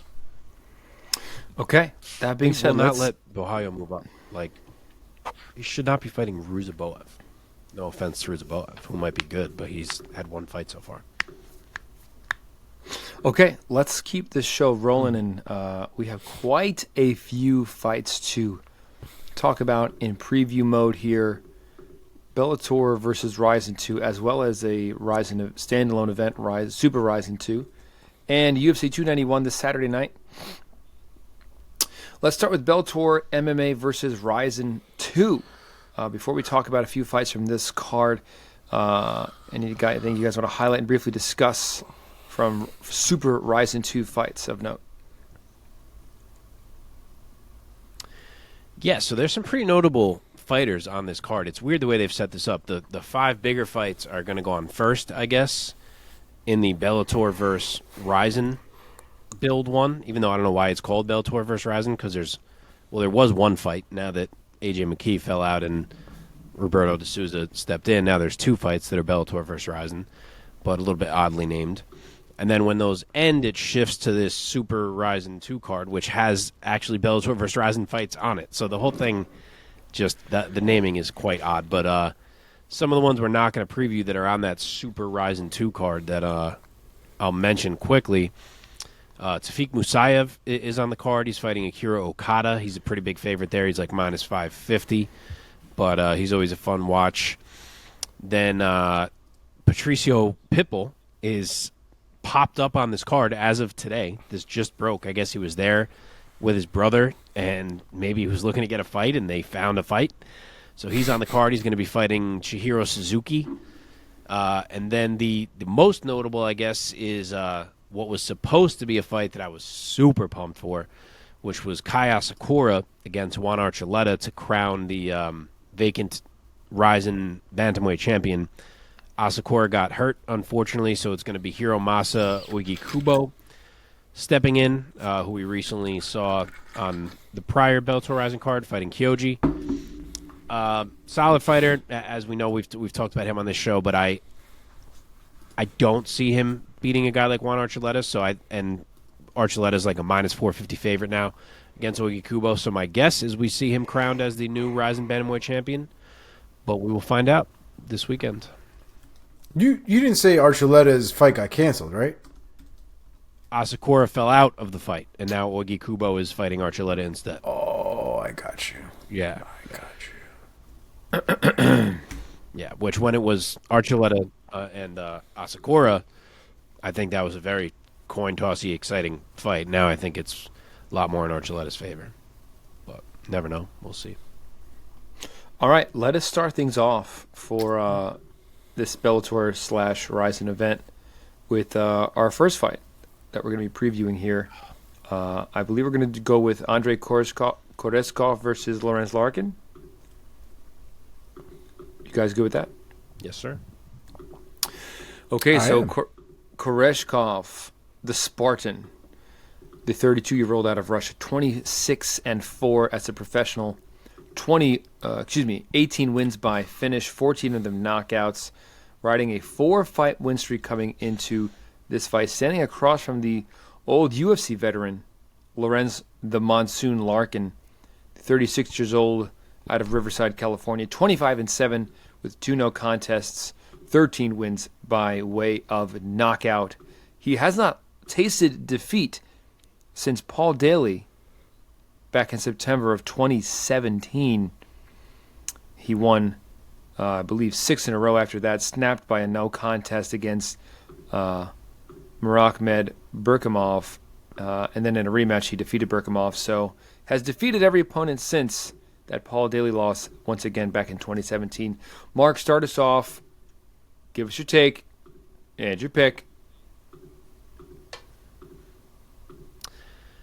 All right, close odds as expected. Koreshkov the favorite at -145. Lorenz Larkin almost an even money dog. He's +110. 2 inches of height and 3.5 inches of reach for Koreshkov. I hate and love this fight. I love it because it's awesome. That's not too hard to explain. But I hate it because, to me, these are 2 of the most underrated welterweights in the game right now. And unfortunately, one of them is going to have to pick up an L here. They have fought before some years back. Lorenz Larkin won a split decision, which shows you how close this matchup is. They both had big moments in that fight. Arguable who should have won it. So I'm kind of like that we are running it back for that reason. And I expect it to be close again. They're both absolutely capable of hurting the other on the feet and of finding a finish, which, as I said, we saw them hurt each other the first fight. I do think this is a matchup where Koreshkov looks to wrestle when he can, because as much as he is capable on the feet, striking with Lorenz Larkin is just not something you should look to do if you have another avenue. So I think we see some of that. I do think it's a total coin toss again, but I'm going to say that the slightly cleaner technique of Lorenz Larkin is enough to barely edge it and take 2 of these rounds. I will say 29-28 Larkin. Omar. I really like Lorenz Larkin. I always have. Koreshkov, though, man, is he's a tough dude, man. And he screams one of those guys that just, like, when you hit him, seems like he, like, feels like fucking steel. I just think he's going to be a little bit more of the durable guy, especially once they start getting into the exchanges. I'd have to imagine that first fight, especially with him, with Koreshkov kind of getting smoked a little bit in the second round, I got to imagine that he's a little bit more prepared for that. He's seen the looks at this point. He's training for it. He's done well in his last few fights as well. So I just don't think that fight's going to go the same way. I think Koreshkov is probably going to be a little bit more dominant in this fight. So I'm going to go with Koreshkov here by at least 29-28 decision. I will also be rolling with the Russian here. I was always scared of Lorenz Larkin. I always thought he was like one of the most intimidating dudes on the roster back in the UFC days, and following him since then, he has certainly found success outside of the UFC. That being said, I'm going to go with the Spartan here. Yeah, I agree. I think he's going to fight smart. He's a bit more well-rounded. Lorenz Larkin has never won a fight by submission, so I suspect Koreshkov to try to hold his own on the feet as long as he can. But the moment he tastes a little bit of that power from Larkin, we're going to see this fight go to the mat. I'm going to say Koreshkov by UD. All right. Let's keep going. Let's go with Danny Sabatello versus Magomedov. So Sabatello, the 30-year-old out of Coconut Creek, Florida, the Italian gangster. He is 14-2 as a pro, 3 knockouts and 5 submissions on his record. Coming off of a win over Marcos Breno by submission via rear naked choke back in April of this year.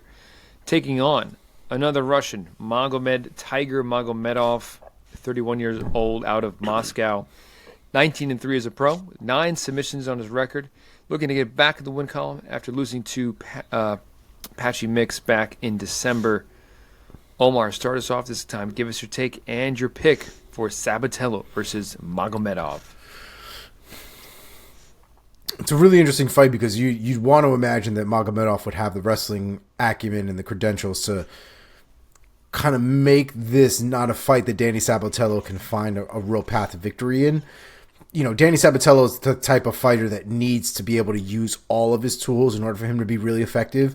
Kind of very similar to Colby Covington's and guys like that who, need to use their striking, their volume in order to put together their wrestling and then chain the wrestling and then go back to the striking and then back to the wrestling. When Danny Sabatello was on, that's kind of the best version of himself. At minimum, if he can control you, he'll settle for that. And he'll settle being on top of you. He'll settle lacing your legs up. He'll settle just basically winning the fight and being on top of you. The real question is, does Magomedov have the ability to get Danny Sabatello off of him? And I don't think that he will, especially over 3 rounds. So I'm going to go with Danny Sabatello here. I think the kid knows how to win, even if it is boring. But I do think that he knows how to make a W show up on his record. So I'm going to go with Danny Sabatello, unanimous decision. I'll go next, and I will disagree. I think Danny Sabatello is yes, he's a successful fighter, but he's not my favorite guy to watch, I guess. That's the extent that I'll go with criticizing this man, who I might meet one day. But I will be going with the very talented Russian fighter here, Magomedov. I'm a big fan of his style and his grit. I think he's very well-rounded. I'm going to take him by unanimous decision. Sabatello is very good on the ground. I don't think he's going to get submitted, which is Magomed's sort of bread and butter here. But I will say that Magomed just outskills him over the course of 5 rounds and gets it done. It's a 5-round or 3-round fight? 3-round fight. And 3 rounds, yeah. I'll go with Magomed by UD. Mark? All right, another one with pretty close odds. Sabatello is favored. He's minus 150. Magomedov is plus 115 as the underdog. I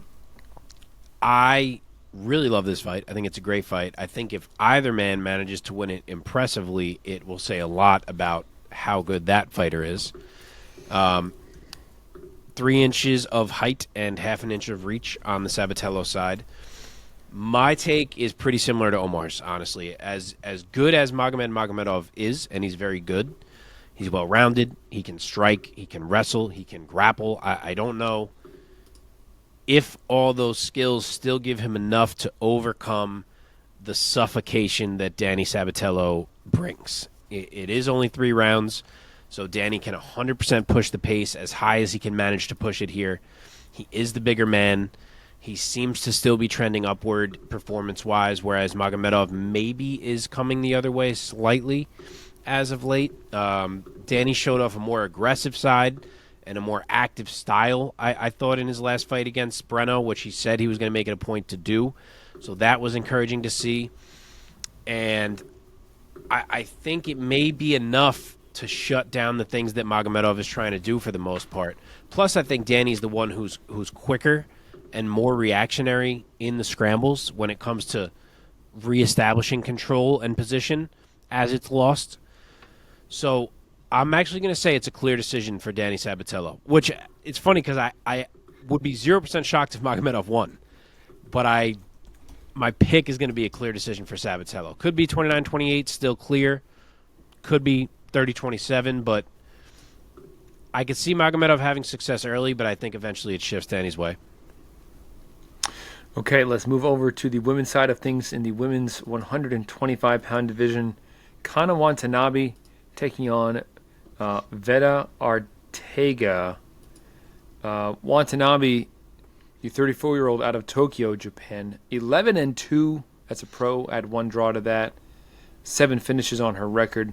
Looking to get back to the win column after a split decision loss back in April at Bellator 295 against Lima McFarlane. She will be standing across from Veta Arteaga, the 35-year-old out of Boise, Idaho, 7-5 as a pro with 3 finishes. Also coming off a loss at Bellator 295 at the hands of Sumiko Inaba by UD. Mark, want to take this one first? All right. I covered my odds. Okay, Watanabe, big favorite. She is minus 550.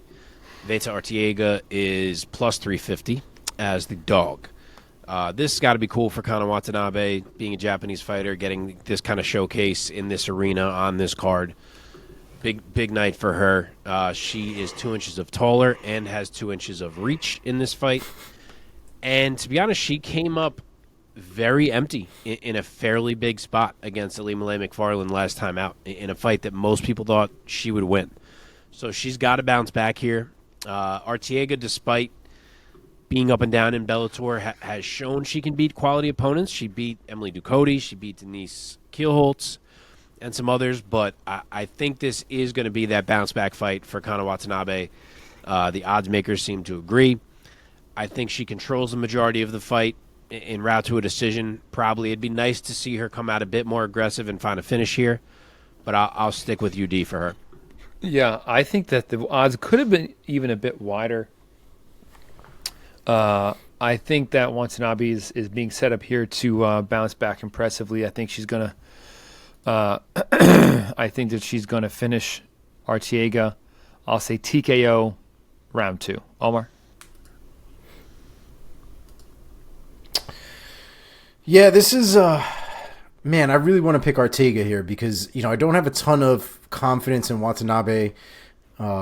Maybe it's recency bias. Maybe it is based off of that Ilima-Lei Macfarlane fight because she did really well against Denise Kielholtz back when she did fight her. Kind of the same way that Arteaga did really well against Vanessa Porto. She put hands on Porto and then put her in some nasty ass choke. But their recent fights just haven't really been it, and I think it's left me wanting from both of them at this point. My fight picks are shit anyway, but I'm going to go with Arteaga here. I think Arteaga makes it really interesting here. I do think that Watanabe is a beatable fighter, and I think Arteaga is in a big spot here, and I think she can capitalize on it. So I'm going to go with Arteaga here by unanimous decision, 2-1. Like it.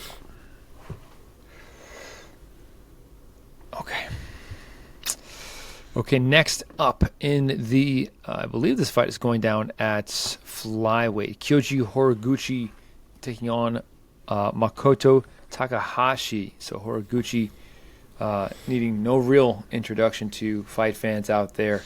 32-year-old out of Japan, 31-5 as a pro, 19 finishes on his record, 15 of those coming by way of knockout or TKO. Back-to-back wins coming into this weekend. Standing across from Makoto Takahashi, the 23-year-old out of Japan, 16-1 as a pro, also one draw. 12 of those wins by decision. Has not lost a fight since early in 2018. He's undefeated under the RIZIN banner. Mark, want to go first? Sure. So I'll just add very, very quickly. I don't think you said this fight is for the inaugural Bellator Flyweight Championship. So big deal there. It definitely feels a little odd that we're crowning the first ever Bellator Flyweight Champion with Bellator potentially on the verge of shutting down. So whoever wins this fight may also end up being the only Bellator Flyweight Champion and never even defend that belt. But I guess we'll see. And I don't hate Kyoji getting the chance to have that on his resume. That would be a unique thing, to add to his list. And I think that he will have it. He is a big favorite here. He's minus 450. I skipped past that. Shinryu is plus 325 as the dog. Horiguchi's an inch taller. I can't even find a reach on Shinryu, unfortunately.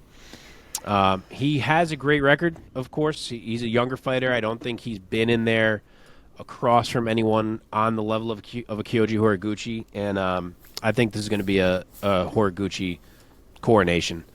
Shinryu wants to grapple, but this ain't bantamweight. Shinryu's not a giant like Patchy Mix, and that means keeping a hold of Kyoji Horiguchi will be no easy task. And the striking will absolutely favor Kyoji. I'm not sure about a finish. It could definitely come with Shinryu having the record that he has, and he has shown an ability to eat some shots. I will say he makes the bell, but I think Kyoji shows off a bit. I will take him by UD to become the Bellator flyweight champ. Yeah, you're right. It is definitely interesting that Bellator could be on the verge of being absorbed into PFL. My buddy Todd Atkins also tweeted out, apparently breaking some news again, that PFL's deal with ESPN is apparently done, and next month PFL is going to announce some kind of new, I guess, broadcast deal is the idea, and maybe in conjunction with the merger or acquisition of Bellator. So probably a brand new network or new huge streaming platform, although almost seems like whatever they do it's like there isn't anything much bigger than ESPN, unless there's something I'm not even thinking about. Maybe network or something like that. What could it be? Again, but maybe NBC Sports or Fox Sports or I don't know. Anyhow, I agree. I think you took the words right out of my mouth. I think this is going to be a coronation for Kyoji Horiguchi. He's in his prime at 32 years old. I think he's going to style on Takahashi, and I'll say that he shows out, and I'll say that he hands Takahashi his first knockout loss of his career. Omar? I would have to agree. I don't think any one of us was really going to pick against Horiguchi, I think, in this spot. Horiguchi's nasty, man. Horiguchi, even though he's at the point where he's at in his career, right, he's got more losses kind of towards this latter half of his career, and the competition is going up, and that's just a reality. He's fighting for championships. He's fighting for elite spots, elite fighters. And Horiguchi's going to run into some issues here and there. This is not going to be one of those times. I think the speed, the mobility of Horiguchi, I think, is what's going to play the biggest factor, especially because somebody like Takahashi wants to grapple, wants to grab on, wants to basically be goddamn like white on rice, if you will, when it comes to the grappling aspect of things. And I just think Horiguchi moves too well for that to be the thing. I think Horiguchi's ability to grapple is just too significant. I think the power that he has in his hips in the event that he gets taken down, I think is just too much to keep down on a consistent basis. I think Horiguchi presents a lot more problems than Takahashi does overall, and I have to go with Horiguchi here. I wouldn't even be surprised if somewhere along the line he catches him slipping and he knocks Takahashi right the fuck out. So I'm going to go with round 2, KO, Kyoji Horiguchi. Okay. Let's move on now to the main event of this Bellator and RIZIN card. Patricky Pitbull taking on Roberto de Souza. So de Souza, the 33-year-old out of Sao Paulo, Brazil, 15-2 as a pro, 10 subs on his record. Add 4 knockouts to that. Bounced back from his loss to AJ McKee by beating Spike Carlisle back in May, also by decision.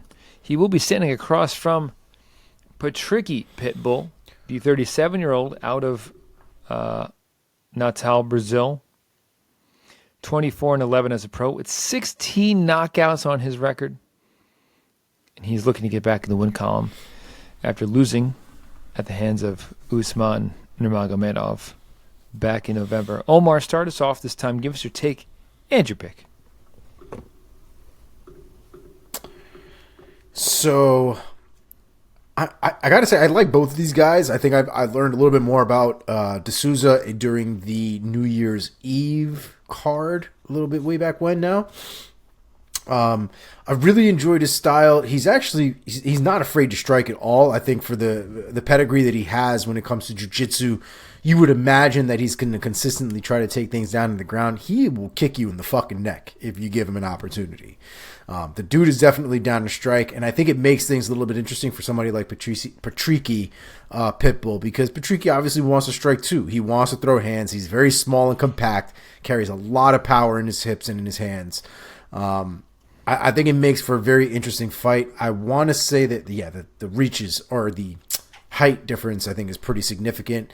The Pitbull brothers have never really had height on their side, but they've obviously made the adjustments necessary to be able to close the distance inside. And I think that's what makes it interesting, because de Souza is a guy that likes length. He's a guy that doesn't want you to get in close. He's a guy that wants you staying as far the fuck away from him as humanly possible. And if you do get in close, then we go down to the ground. So I think it'll be very interesting to see how this fight turns out. I just think Pitbull is probably a better fighter overall, and that's, you know, saying something, because I do think De Souza is a very, very, very good fighter, definitely elite. But I think Pitbull might just scrape this one by. I don't think he gets the finish in this one. I think this will be a tough fight for Pitbull, but I give him 2 rounds out of 3 for this one, unanimous decision. Okay, Mark. You just made me wonder if this is 5 rounds. Are all the Grand Prix 5 rounds? Because I sort of think they might be. That's a good point. Had not thought about. Now I'm checking. Please hold. I think they are. I still think he can do 3 rounds out of 5. 5 rounds. 5 rounds. For the Kyoji one as well? Well, that's a title fight, so that's 5. But this is 5 because it's a part of the Grand Prix. Okay. All right. Mike, shall I? Do it. Yeah, you're being silent, so I'll go. All right, so Roberto De Souza is the favorite here. I guess these lines just came out. I was looking for them a little earlier today. There was no lines. And De Souza is minus 240 in what I just found. Patricky Pitbull is plus 190. Pretty big last-minute changes went down in this one. This main event was supposed to be A.J. McKee versus Patricky Pitbull, bit of a grudge match. Obviously, McKee had his rivalry with Patricio. It was an opening round fight, the only one left in this Bellator Grand Prix. The winner was supposed to go on and face Alexander Shabley in the semifinals. The other side is obviously Usman and Brent Primus in the other semifinals. And news broke today, only 3 days out from the fight, that A.J. McKee is out with an undisclosed injury. Sucks. But the RIZIN lightweight champion, Roberto De Souza, steps into the tournament in A.J. McKee's place and does it with no delay, fighting Pitbull on 3 days' notice, which is pretty awesome and a great way to save this card. So, of course, I wanted to see McKee, but you can't really save a card much better than that because this is still a fun fight. In terms of the matchup, Satoshi is 4 inches taller, as Omar alluded to. He has a 2-inch reach advantage.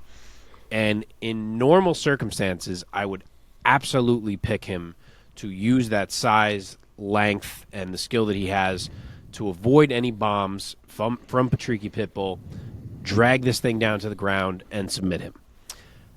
On 3 or 4 days' notice, in a 5-round title fight, I have a bit more reservation about that. I wish I had some type of clue as to what type of physical cardio shape Roberto De Souza is in right now, because it's not like Patricky Pitbull doesn't have jiu-jitsu. I know he is a knockout artist, but he does have jiu-jitsu in the back. And if Satoshi can't get him out of there early, if there is grappling and Freire survives it, the cardio will become a factor. But with all that said, you guys know this, I have never felt like Patricky Pitbull was quite this level of fighter. I thought A.J. McKee would submit him here. I still think Roberto De Souza can do the same thing. Patricky will have to fight a really careful fight. He'll have to try to shuck all contact and just look for punishing counters and hurt Satoshi. But I don't think it plays out that way. I'll say we do see a bunch of grappling initiated from De Souza, and that it's over by the second round. I will say Roberto De Souza, round 2, submission. Like it. I happen to agree. I think that De Souza is next level, and I think that Patricky, perhaps because they're brothers, has always been easily compared to his brother Patricio, but that Patricio is the one of the two that I think is more of the real deal in terms of being elite.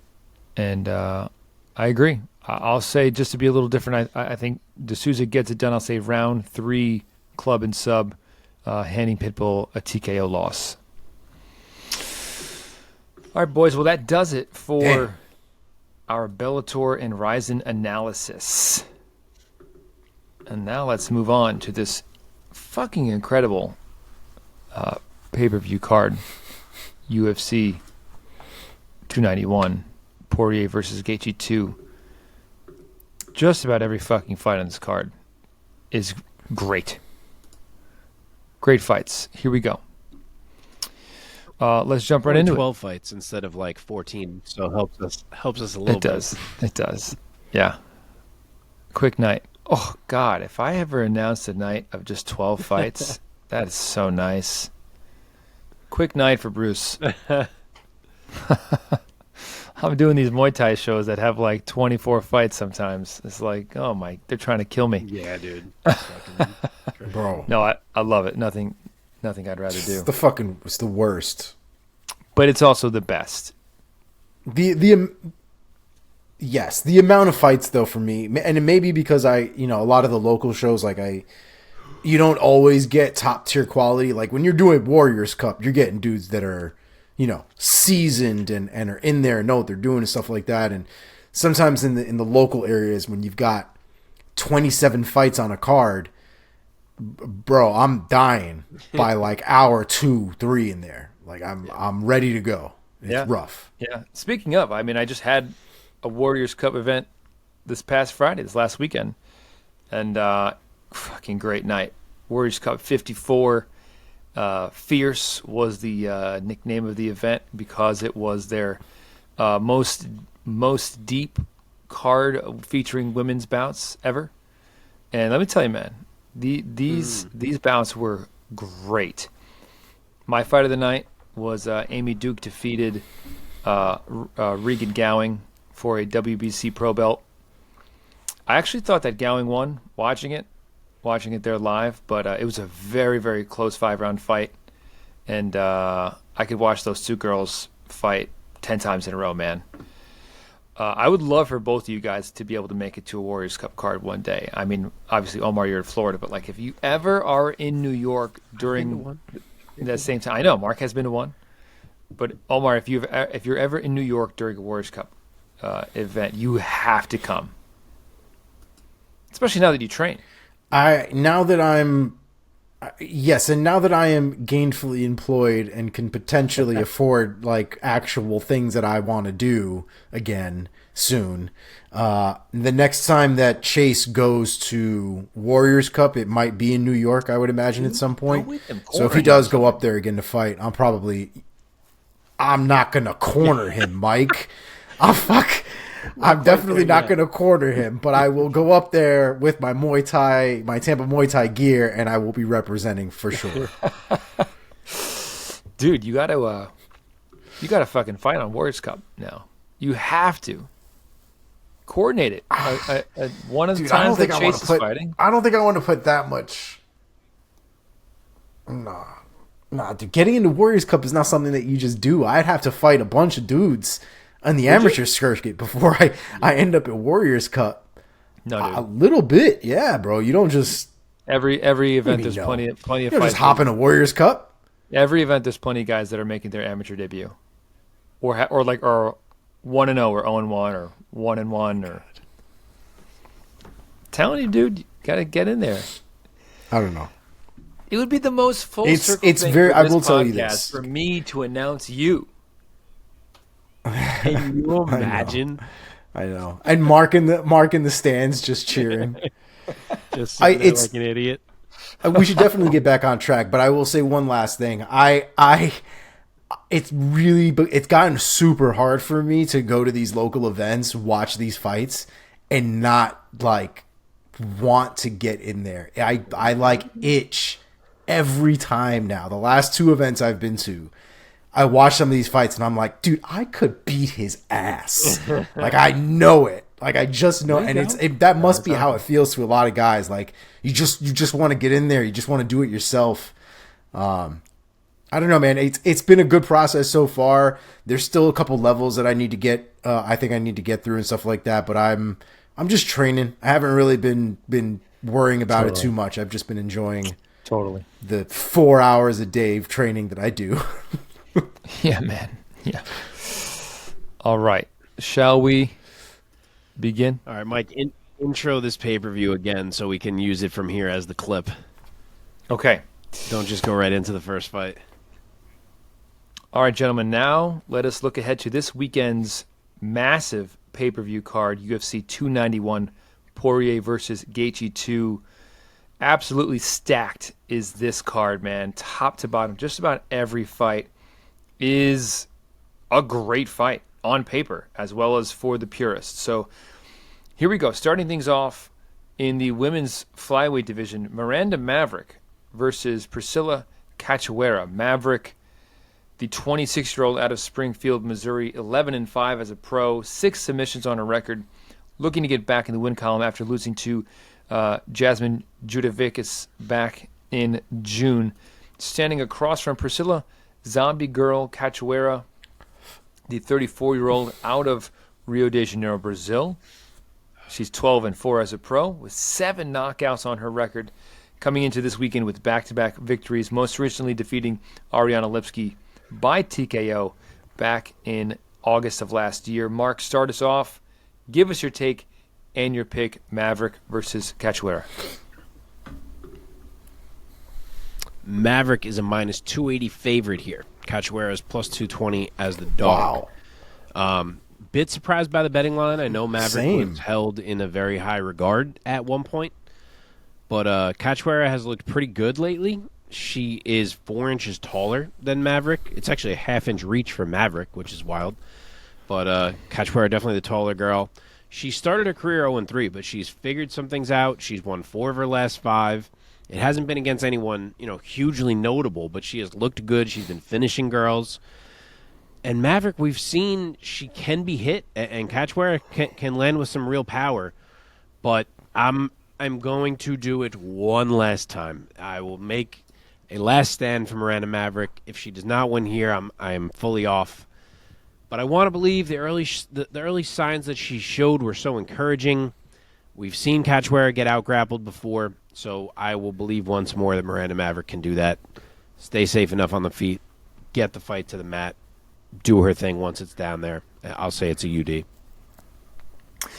I have been on the Miranda Maverick train since she got into the UFC. I actually noticed her as a prospect, I think, for LFA or one of those regionals, and I was like, this girl's going to be real good. She won her first 2 fights in the UFC. The second one, a very tough one against Jillian Robertson, which I was very impressed by. Then she dropped a split decision to Macy Barber, which I believe I remember thinking that Maverick won that fight, and I was very disappointed in the judges for that one. And then she lost a UD convincingly to the great Aaron Blanchfield, who was like, oh, you think you're the young prospect? Oh, hold my beer. And then she got back in the win column, winning back-to-back fights against Sabine Mazo and Shayna Young, and then she just dropped a UD to Jasuda Vikas. So I'm not getting off the train just yet, my man. I'm going to take Miranda Maverick by UD. I think she gets it done. I think she's going to just be better, more athletic, more dynamic than Priscilla Cachoeira just about everywhere in this fight. She's going to get it to the mat when she needs to and earn the victory on the scorecards. Omar, it is your turn. I also like Miranda Maverick, man. Priscilla Cachoeira has, I think, had a little bit, obviously, more momentum, I think, in the more recent fights that she's had. And it's hard not to give Miranda Maverick the credit that she deserves. She lost her last fight against Jasuda Vicious. But I still think she's very good. I still think she's very competitive.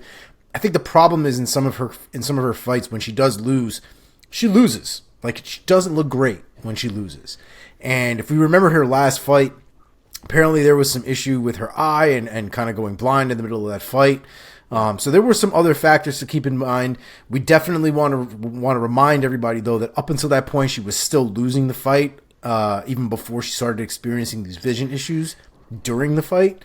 So it's not like it was the complete reason. I'm sure it didn't help, especially in the third round and the end of the second. But I still think Miranda Maverick has a lot of potential, man. I really think that she hasn't even touched the surface of her potential.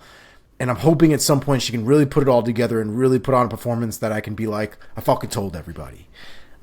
Maybe it's this one, maybe it's not. I'm still going to ride that train. I have a feeling I'm going to ride this train right into the ground.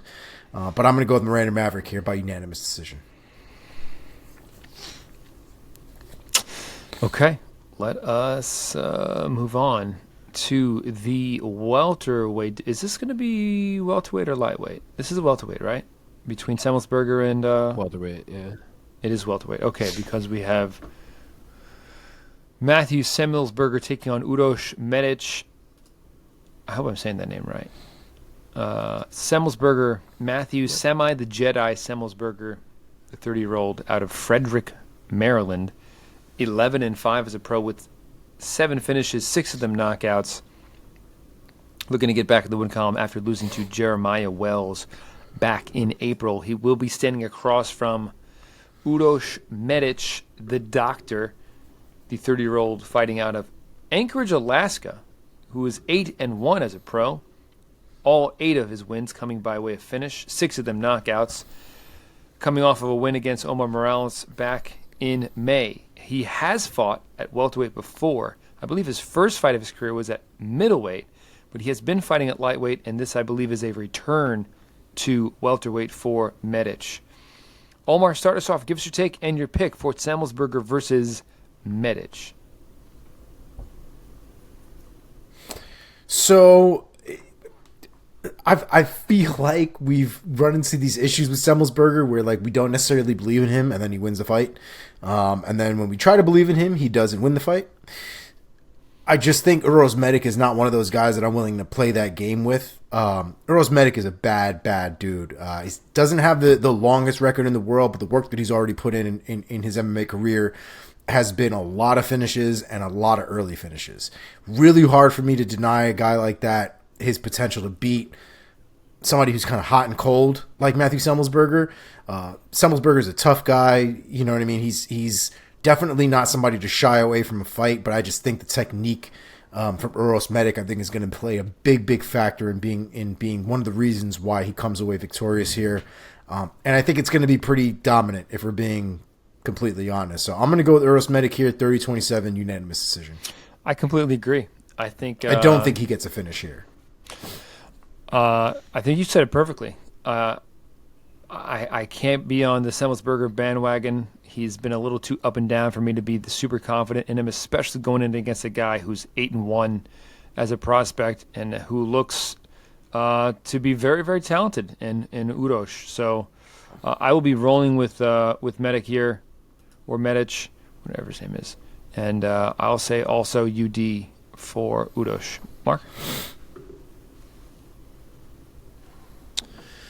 All right, you guys are both on the dog. He is plus 170 here. Matt Semmelsberger is minus 210 as the favorite. He will have a 4-inch reach advantage over Medic, even though they're the same height. Short notice for Medic. It was supposed to be Johan Lyness here, but Medic jumps in after being out for a while, recovering from a hand injury that he had. As Mike said, he's moving up to welterweight here. He has fought there before, but his UFC career has been at lightweight. And I agree. I like Medic. I think he's very skilled. His only loss thus far in his career was to Jalen Turner. But I kind of think the size and strength of Semmelsberger matters here when combined with the short notice. I think he can move forward, crowd the kicks of Medic, and just kind of win via some attrition and that size and the bigger shots landing as the fight goes on. So I'll say it's a late TKO for Matt Semmelsberger in round number 3. All right, let's keep on rolling here in the flyweight division. CJ Vergara taking on Vinicius Salvador. So Vergara, the 32-year-old out of San Antonio, Texas, 11-4 as a pro with 1 draw, 7 of his wins coming by way of knockout. Most recently knocking out Daniel Da Silva back in March of this year. He will be standing across from the Brazilian Vinicius Salvador, phenomenal, 27 years old, 14-5 as a pro. 13 of those wins coming by way of knockout, the other by submission. So he has finished every one of his opponents that he has defeated. And he's looking to get back into the win column after losing to Victor Altamirano by UD back in March. Mark, start us off. Give us your take and your pick for Vergara versus Salvador. Pretty close odds here. Vergara's favorite at minus 155. Salvador a plus 125 dog. 1 inch of height, 2.5 inches of reach for Salvador. And he's shown some signs. We've said it before in here, but he kind of shows these Anderson Silva type taunts and feints in there. The problem is a lot of his punches are very wide, and he can get beat to the action as he's kind of loading them. And CJ Vergara, to me, is kind of that guy. He's a dog. He's always in there to scrap. He is pushing the pace. He's trying to be first. He's always on. Yes, we've seen he can be outclassed at a higher level, but I think Salvador is the appropriate level for Vergara's attributes to carry the day here. So I will say it's a UD for CJ Vergara. Omar?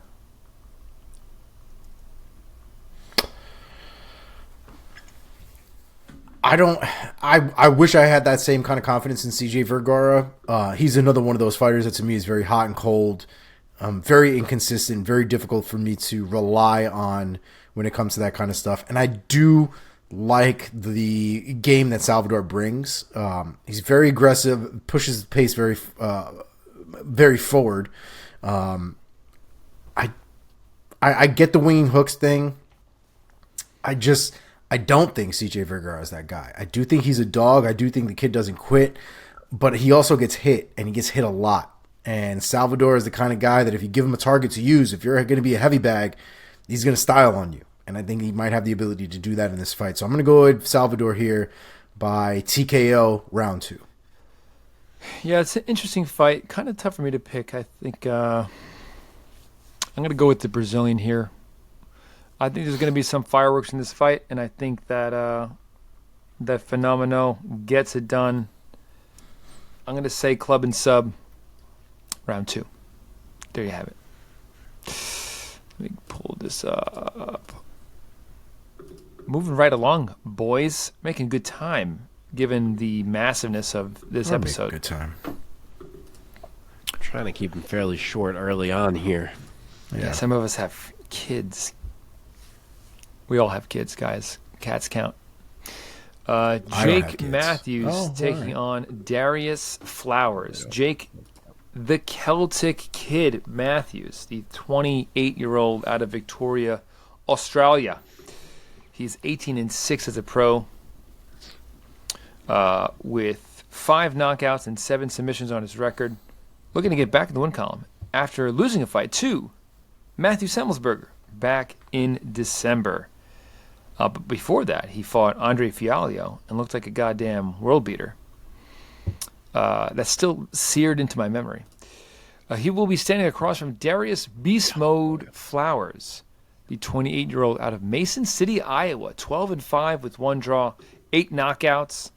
He's riding a 4-fight win streak as a professional. Coming into this weekend, the most recent one was a TKO victory on Dana White's Contender Series. So stepping in, making his UFC debut against the pretty talented Jake Matthews. The question is, which Jake Matthews are we going to get? Omar, why don't you start us off? Well, I can tell you one thing. There's no way in hell I'm picking against Jake Matthews, especially not in this spot. Jake Matthews is that boy, man. I know he had a rough outing last time with Matthew Semmelsberger, just did not, or defied all logic in that fight. I'm not really, still to this day, not really sure what the fuck happened in that fight. But here we are. Jake Matthews is fighting a short replacement in Darius Flowers. And I think he's going to do work, man. I know, right? I think he's going to do work. I still think that he's got a lot of potential. I think the style that he's found, that he seems to be comfortable in, I still think it will work for him. I think he got, caught a couple times in that Semmelsberger fight, and I don't think he ever really recovered from it, and so it just kind of went from there. But I do think Jake Matthews is a very technically sound fighter, and I think he can do really well in this fight. So I'm going to go with Jake Matthews here by unanimous decision. I agree. I'll make this one quick. I think Jake Matthews is the wrong guy for an up-and-comer UFC debuting fighter to go against in the welterweight division. And I think that I see him finishing this fight. I'm going to say round 3 knockout for Jake Matthews. Mark? So Matthews is favored. He's minus 260. Flowers is a plus 210 underdog. Matthews is 2 inches taller. He will have a 1-inch reach advantage. Flowers, as we said, steps in on short notice. He's replacing Miguel Baeza. He is no easy task from what I can tell. Admittedly, I don't know Flowers that well. But the bottom line here is that if Jake Matthews is going to matter at all toward the top of this division, he has to win this fight. He looked so unreal. Only one fight ago, as you said, against Andrey Fialho. Surprisingly got turned back by Matt Semmelsberger and absolutely needs to bounce back here. And to me, there's no reason to think that he won't. I will say it's Jake Matthews by round 2 TKO via being cleaner in the exchanges and just landing multiple clean shots that eventually put Flowers down. Okay, marching up now to the middleweight division, we have Claudio Ribeiro taking on Roman Kopylov. Brazil versus Russia. Claudio Ribeiro, the 31-year-old out of Sao Paulo. He's 11-3. All 11 wins coming by way of knockout. Most recently knocking out Joseph Holmes back in May of this year. After winning on the Contender Series, he is 1-1 now under the UFC banner. He will be standing across from Roman Kopylov, the 32-year-old out of Russia, 10-2 as a professional up-and-comer. 9 of his 10 wins have come by way of knockout. He is 2-2 in the UFC now, so both of his losses were his first 2 UFC bouts at the hands of Karl Roberson and Albert Duraev. But then he bounced back now, winning his last 2 in the UFC against Alessio how do you say it? Di Chirico? No. Di Chirico. Di Chirico, thank you. The Chirico. And that's right. Puna Soriano. Chirico. Yeah, Chirico. Man, I'll go first on this one. For some reason, maybe I'm a Roman Kopylov hater. But I was so disappointed. I think I picked Puna Soriano in that fight. And I was like, man, Kopylov won. I'm not on him. And you know what? I'm fucking still not. I'm gonna take Claudio Ribeiro. For a guy who said he doesn't want to hate on fighters too I much, know. I was just thinking that as I said here like, fuck this guy, Roman Kopylov. Just head first right into the deep end on that one. I Fucking gotta hell. keep drinking this beer. This is not my first beer tonight. This full fucking disclosure. idiot. Oh my god. Fuck this Mike guy. basically went, I'm never fucking meeting Roman Kopylov ever in my life. I'm kidding. Man. No, respect to him. Respect. I should stop drinking on these. I'm going to put my foot in my mouth, or someone else's foot is going to end up in my mouth. I will take Ribeiro. I'll say knockout. I'll say round 1. Shocking Kopylov with his first career knockout loss. Marco, save me from put me out of my misery. Shut me up. Okay, Kopylov favored. He's minus 215. Ribeiro is plus 175. He is 1 inch taller, and he will have a 2-inch reach advantage over Kopylov. He's a beast from what we've seen thus far. He's a big, strong guy, throws power shots. He'll walk you down to do it. But I think that the technical kickboxing of Roman Kopylov is going to end up being a pretty solid antidote to that. He started 0-2 in the octagon, but he has looked really good in his last 2 wins, both finishes. And I think he can play the counter fighter here, get Ribeiro's timing and range down as the fight moves on, and take a fight that's close early and shift it in his favor as it progresses. I will say that it is a late round 2 TKO for Roman Kopylov. Okay, Omar. I have just a little bit more confidence in Ribeiro here. I think Kopylov is he's a good fighter. His striking is pretty legit as well. I love his movement. But I think Ribeiro has a lot of power behind his punches. I also think he has some decent movement as well. I don't think he's going to get out athleticized by Roman Kopylov in any way. And I think once push comes to shove, I think Ribeiro might just be able to put those heavy strikes together and potentially keep Kopylov at bay. So I'm going to go with Ribeiro here. I'm going to go with a second round TKO. Yeah, dude. Like, what if he loses this fight and then loses another one, Kopylov, and then he's like only won 2 out of his 6 fights in the UFC, and they cut him, and next thing I know, he's like fighting for APFC, and I'm like, oh fuck. Yeah, it's the main event of APFC. Okay. I like this Moving card. on. We've had differences on 3 of 5 fights so far. Even the RIZIN card was pretty different. Guys, I like it better when we're all in unison. True. Because then it's You're like we're brothers, we're friends. Here we go. Heavyweight division. We've done 10 fights and only 3 were unanimous thus far through 10 fights. There it is. This is going to be an interesting one. We have in the heavyweight division, Derek Lewis taking on Marcos Rogerio de Lima. So Derek the Black Beast Lewis, legend, living legend, active legend, knockout king for the UFC. Is he still the knockout king?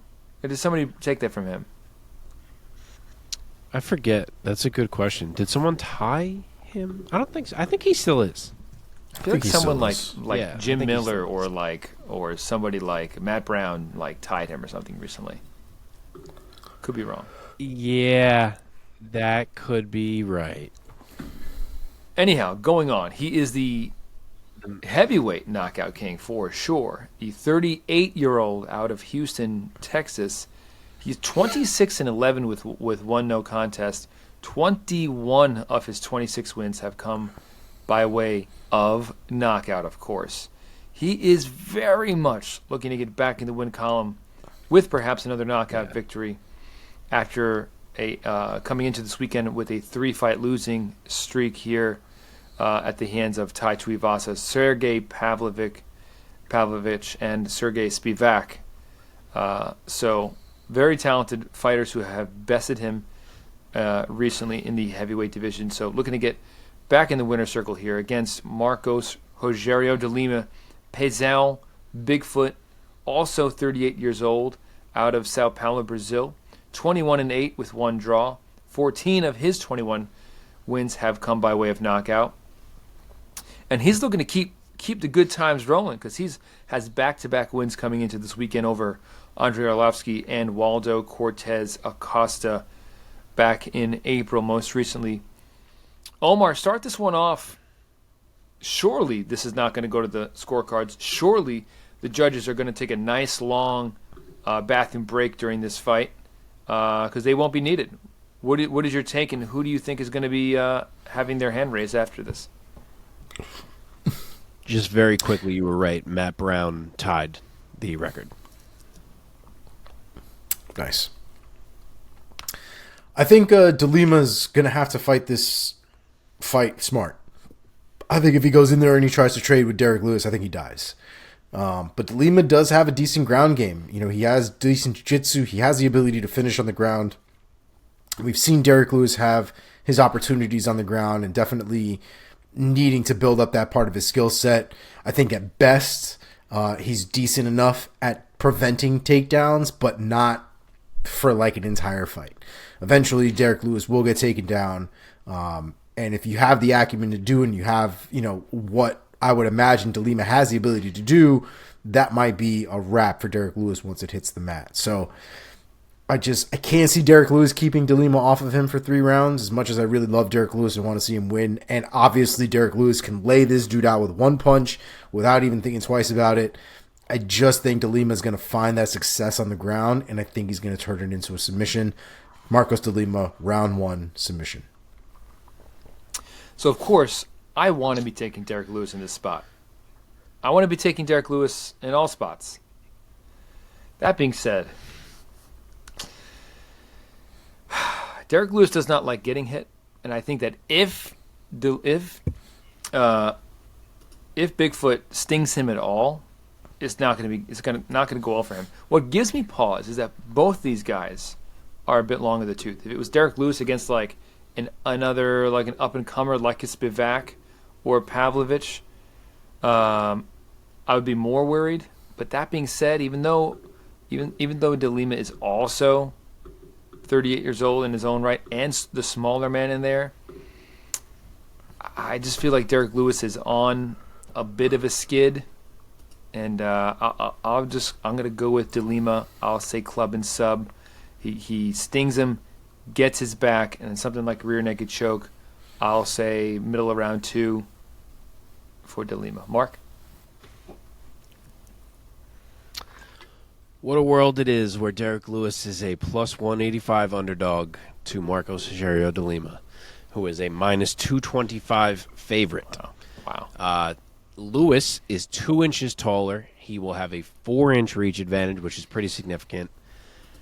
And someone has to be the voice of reason on this show, and it's going to be me, because no, I am not doing it. I have liked Marcos Rogerio de Lima at heavyweight. It was definitely the right career move for him to move up. He has looked very solid lately, but I am not picking him to beat Derek Lewis. I'm just not. We can't have fallen this far. Give me Derek Lewis. He's taller. He has the reach.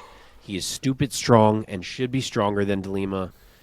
Even if it hits the mat, we've seen how well Lewis can get up when he's not underneath a smothering grappler. And as much as De Lima can be slick with his jiu-jitsu, I don't know that he can hold Lewis down continually. And on the feet, Derek Lewis is going to be walking De Lima down, and I don't think De Lima has what is necessary to keep Derek Lewis off of him. Obviously, one big shot can land, and as Mike said, Lewis doesn't seem to take shots as well anymore. So, I'm just making a pick here, but in terms of the actual striking skill, barring one bomb landing, I don't think De Lima has enough to stop Lewis from walking him down. So I am going to say that Lewis gets it done. Picking him at altitude is absolutely concerning to me, but I guess picking De Lima at altitude is equally concerning, so hey, we'll ignore that, and I will go Derek Lewis round 2 knockout. Okay.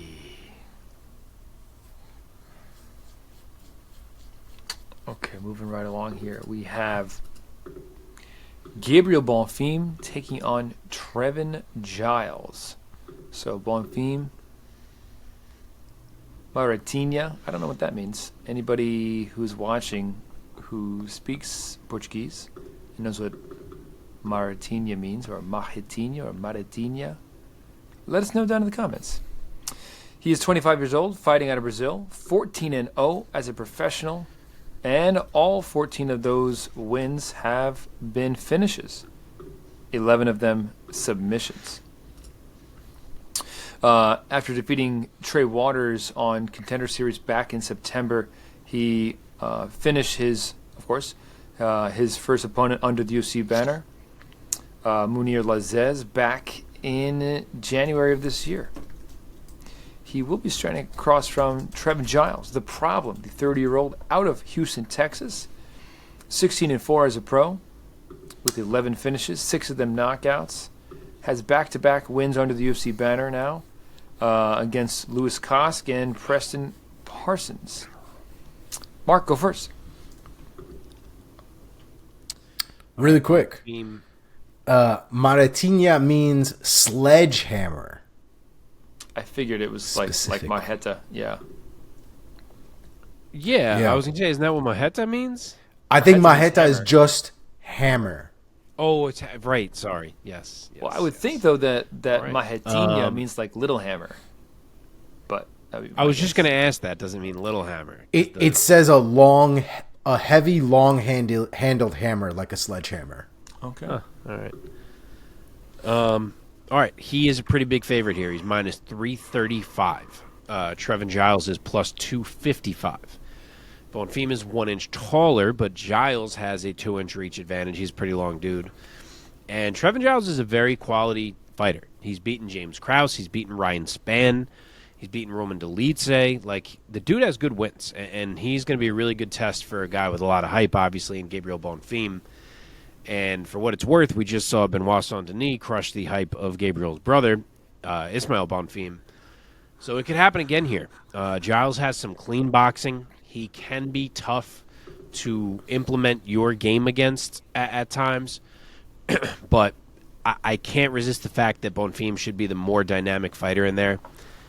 I like his game everywhere. And even if this fight is competitive early, I think that as it goes on and the cardio comes into play, Bonfim can just find advantages and expose them specifically in the grappling. And I will say he gets it done by the end of the second via submission. Yeah, I tend to agree. I think you said it perfectly, that I think that Trevin Giles is a great test for Bonfim at this point in his UFC early career here. But that being said, even though, there's a chance that, like his brother, he could have an emphatic stop, a station in the train line here.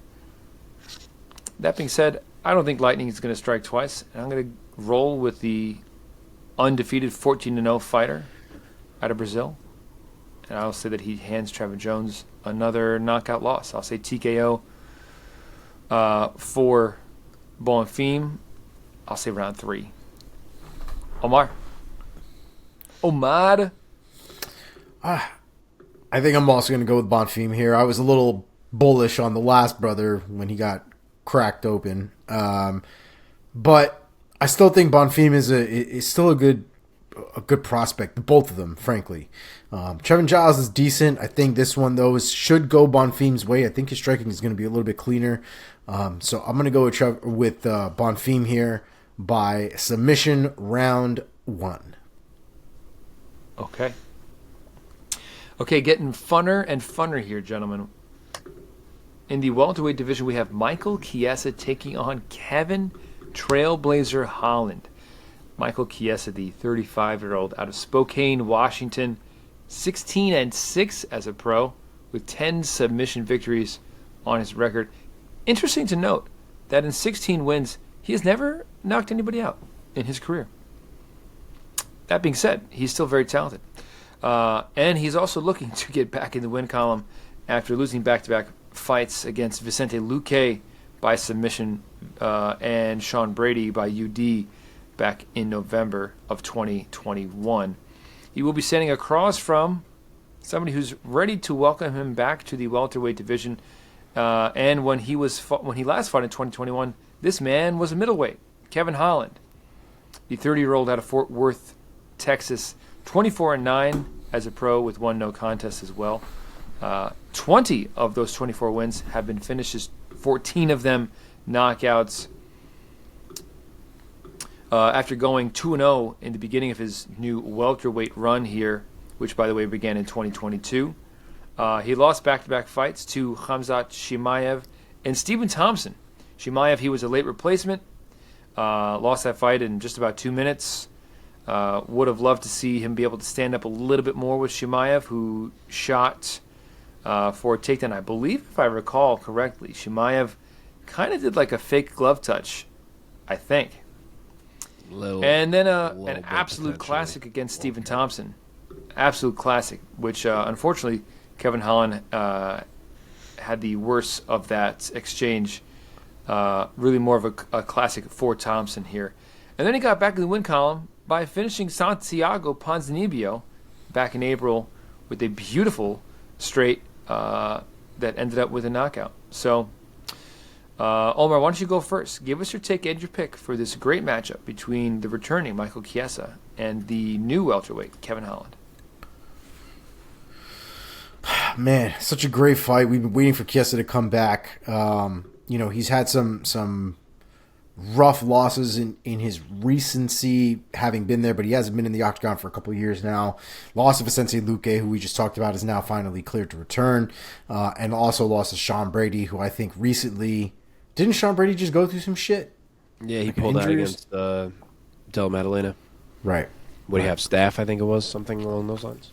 On his elbow, that's right. Yeah. Yeah, man, I love Michael Chiesa. Good dude. Met him at the UFC Expo a couple of years ago or last year. I can't even remember what time it is anymore. Really, really good dude. I've always been a fan of his. But I've also met Kevin Holland. I'm a big fan of Kevin Holland. I love the way the kid fights. Very unorthodox, very weird. Is relatively well-rounded, I would imagine, at this point. His ground game, I thought, was always relatively decent as far as his submission game was concerned, and his jits. His wrestling, I think, is what always left a little something to be desired. But that's something I think as a martial artist he continues to work on here and there. Michael Chiesa's not that guy, I think, to worry about takedowns to that extent. He's not going to shoot a blast double or anything crazy like that. And I just think Kevin Holland has a few more tools to get over on Michael Chiesa. So I'm going to go with Kevin Holland here. I think it's going to be a tough fight. I don't see him finishing Chiesa, although he could wrap him up in something stupid and catch him in some kind of crazy submission. But I'm going to go with the unanimous decision for Kevin Holland. I think that Kevin Holland is... Okay, you can go. Sorry, our timing is off, so it was silent when I said that. You want me to go, though? Yeah, sure. All right, so Holland, pretty close odds here. Holland is the favorite. He's minus 150. Chiesa is a plus 120 underdog. 2 inches of height and 5.5 inches of reach on the Kevin Holland side of things. I am so torn on where I want to go with this. I think Michael Chiesa is really getting overlooked a bit here in most conversations I've heard about this fight. I think some losses and inactivity have kind of made people forget very quickly just how filthy this man's grappling can be. And we've seen Kevin Holland get brought to the mat plenty of times before. And if it happens here, can he survive down there with Michael Chiesa? I don't know. He is a capable grappler, certainly. But I'm not sure if he's that good. On the feet, I like Kevin Holland a lot. He's the better striker. Obviously, he's the more powerful striker. Finishing threat, all that is for certain. The 5.5 inches of reach, I think, are a big factor. He knows how to use that. I think what this really boils down to is just how easily and how often you think Michael Chiesa can drag this one to the mat. And I think I'm going to say this, that we may see Chiesa get Holland down a time or two, but it's the big cage, so it may not be that easy. Every round starts on the feet, and I think Holland, even if he's losing, within 15 minutes can find a spot to hurt Michael Chiesa. So no result would shock me here, but I'm not going to touch it betting-wise, but I think I'm going to say Kevin Holland finds it. I will say round 3 TKO. So I was going to say, I think Kevin Holland is such an interesting fighter at this weight, having moved down from middleweight. He at 6'3", he is a giant at 170 pounds. I have no idea how this man cuts down to 170 and makes that weight. He's a problem. He's a problem for just about everybody in this division. And if he can get over on a pretty high-profile name in Michael Chiesa, I'm very, very excited to see him match up against who he matches up with next at welterweight. And I do think he's going to get it done here. I think Michael Chiesa has been gone for too long. And I just don't think... I just believe that Kevin Holland is going to find the chin of Chiesa, and he's going to weather the storm. I don't think Chiesa... Yes, he's a wrestler. This is, in essence, this is a classic wrestler versus striker matchup. But I don't think that Chiesa is going to have that relentlessness that Chimaev had. So, yeah, I think I see Holland stuffing a takedown or defending well on the ground and getting it what he wants to. And I think he's going to blast him. And I think we're going to see Kevin Holland by knockout, I'll say round 2. I did not expect that to be one of our unanimous picks. Same. That was one of my hardest picks on the card. Might have been my hardest. Oh, no, one other one I fucking struggled with. We're getting there. Okay, another fun one, man. God, this card is crazy.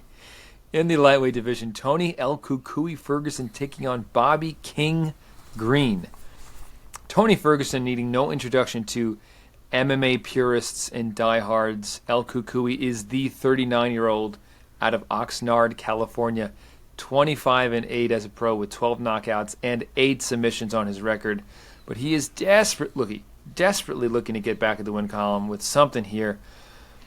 Bringing 5 consecutive losses into this weekend with him against a guy who is also very talented in Bobby Green. Bobby King Green, the 36-year-old out of Redlands, California, 29-14 with 1 draw and 1 no contest. 18 wins by finish, 10 of the knockouts. He is also very much looking to get back in the win column after losing back-to-back fights against Islam Makhachev and Drew Dober, and then that no contest against Jared Gordon with the clash of heads back in April of this year.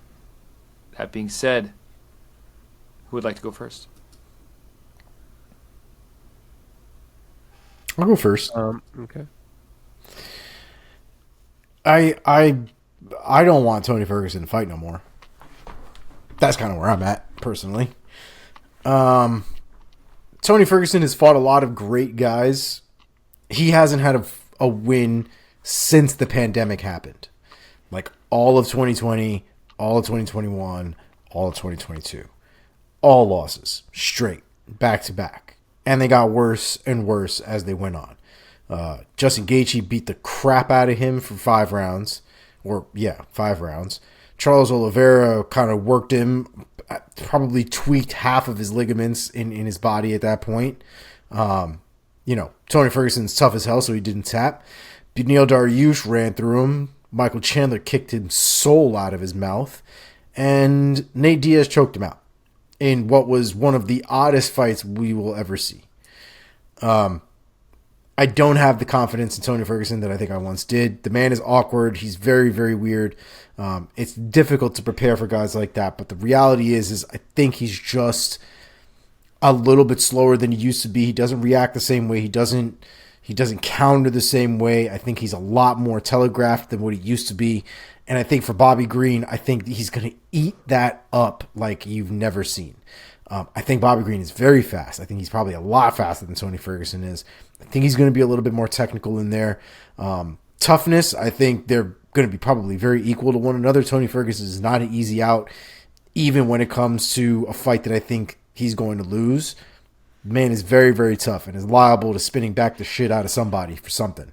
But Bobby Green's is good. He's a good fighter, man. He's had also some recent trouble with his fights, with the Islam Makhachev fight, which short notice, and it was Islam Makhachev. He shouldn't have been fighting him anyway and all that shit. And then the Drew Dober fight where he was doing pretty well until he got cracked. And then the Jared Gordon fight where he decided to headbutt him out of left field. All of these things being said, I just think that Bobby Green is going to have more success in this fight, so I will go with Bobby Green here. I think it's going to be a 3-round slugfest in his favor. Unanimous decision. I will go. Okay. We're pretty much on the same page. Yeah, man. If this was 5 years ago, I'd be like Tony Ferguson with my eyes closed making this pick. But that being said, this is no disrespect to Bobby Green, but this is not as much of a Bobby Green pick as it is a please Tony stop fighting pick. Because I love Tony Ferguson, and I've been a huge fan of his for so long. Same.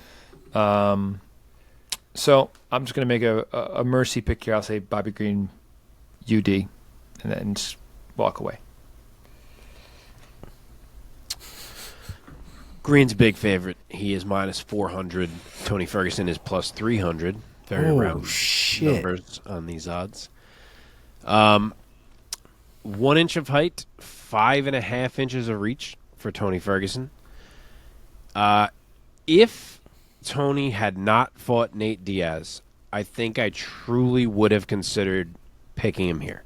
Because as much as he was on a slide, he hadn't looked truly washed yet. I don't want to use the word washed. That's a cruel word. And then he looked actually pretty good against Michael Chandler until obviously it went south. But then he did fight Nate Diaz, and he suddenly looked really, really old. Like, he had not looked that slow, that non-reactive. And the way he looked in that fight was not great. And Bobby Green, as we know, is fast as all fuck. So, I'm here for a Tony resurgence and some crazy finish where he shocks us all. Granted, I also love Bobby Green, so I don't really want it to be at his expense. But after seeing the way Tony moved last fight, there's no way I can pick him. So I will say Bobby Green, UD, just speed, boxing, wins the fight. All right. And now we go on to the back up to the welterweight division. Maybe Could be the most fun fight on the entire card, at least on paper, man. Stephen Wonderboy Thompson taking on Michel Pereira. Stephen Wonderboy Thompson, the 40-year-old out of Simpsonville, South Carolina, 17-6 with 1 draw, 8 knockouts on his record. Coming off of a TKO victory over Kevin Holland back in December. He will be standing across from Michel Demolidor Pereira, the 29-year-old out of Para, Brazil, 28-11 with 2 no contests, 17 finishes, 10 of them knockouts, riding a 5-fight win streak coming into this weekend. Omar, start us off. I mean, how good is this fucking fight, though? Seriously. This is an amazing fight here. You've got somebody in Stephen Wonderboy Thompson who's going to bring you the best version of real use karate that you might ever see in your life. And you've got somebody in Michel Pereira who has toned down the button mashing and has found a nice balance of flash, power, proper execution, and effective striking. I think this is probably one of the better versions, if not the best version of Pereira that we've seen since his Octagon debut, and I think it makes for a very interesting fight. It's difficult for me to pick against Stephen Wonderboy Thompson because of how good this man is at distance management, at power, at blitzing, at movement, and I think anything short of somebody who can take and keep Wonderboy down, I don't see Wonderboy losing the fight. So I'm going to go with Wonderboy here by unanimous decision. Yeah, man. I mean, I'll go second since Mike keeps going second. You can go second. Okay. I'm just trying to switch it up. It's so rough between us because it's always silence when Omar finishes, I don't know if you're going to talk or not because of the delay. Okay, very close odds. Stephen Thompson is minus 150. Michel Pereira is plus 130. 1 inch of height for Pereira, but 2 inches of reach for Wonderboy. To me, you have to pick Stephen Thompson here. I'm not saying it can't go the other way. Pereira's explosive. He's unorthodox. He's live for sure for many reasons. But when it comes down to making a pick, Michel Pereira is going to stand and strike with Stephen Thompson. And how do you not pick Stephen Thompson in that type of fight? I know he's getting older, but we saw how great he looked against Kevin Holland when he got to stand and strike. We've seen other master classes that he has gotten to put on against guys you could stand and strike against. Vicente Luque comes to mind. There are others. You know, you almost gotta wrestle to beat this man. And I kind of think we're in for another Wonderboy showcase style fight here. You know, if there is some weird scramble where Pereira has a chance to hop on a back, it could get interesting just because of how big and strong he is. But Wonderboy does well to defend on the mat. Also, he did against Gilbert Burns.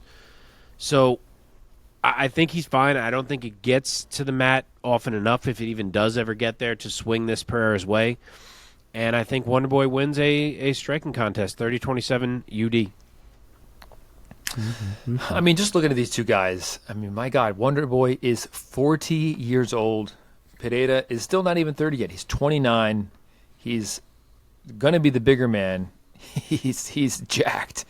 And he probably, you'd have to say, is more athletic than Stephen Thompson. As athletic as Wonderboy is, you'd have to say that Pereira is probably more athletic, given the fact that he does cage flips in the fight. That being said, I completely agree. We just like ran this test against Kevin Holland, like a 29. I think Kevin Holland had just turned 30 in their fight against Wonderboy. A young, arguably more athletic, bigger striker, and Wonderboy does what he does, man. It's not just his age. It's not just his level of athleticism. It is his high level of skill in there in terms of striking prowess. So I will also take Stephen Thompson, and I'll be a little safe, and I will also say in a decision against Pereira. Wow. Omar, how'd you take it?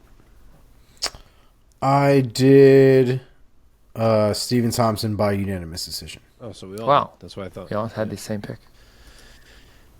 All right. Mike, you got to go first on one of these. Switch it up. Okay. I will go first for both of these last two fights then. Okay. In the light heavyweight division, we have Jan Blachowicz taking on Alex Pereira, moving up to light heavyweight.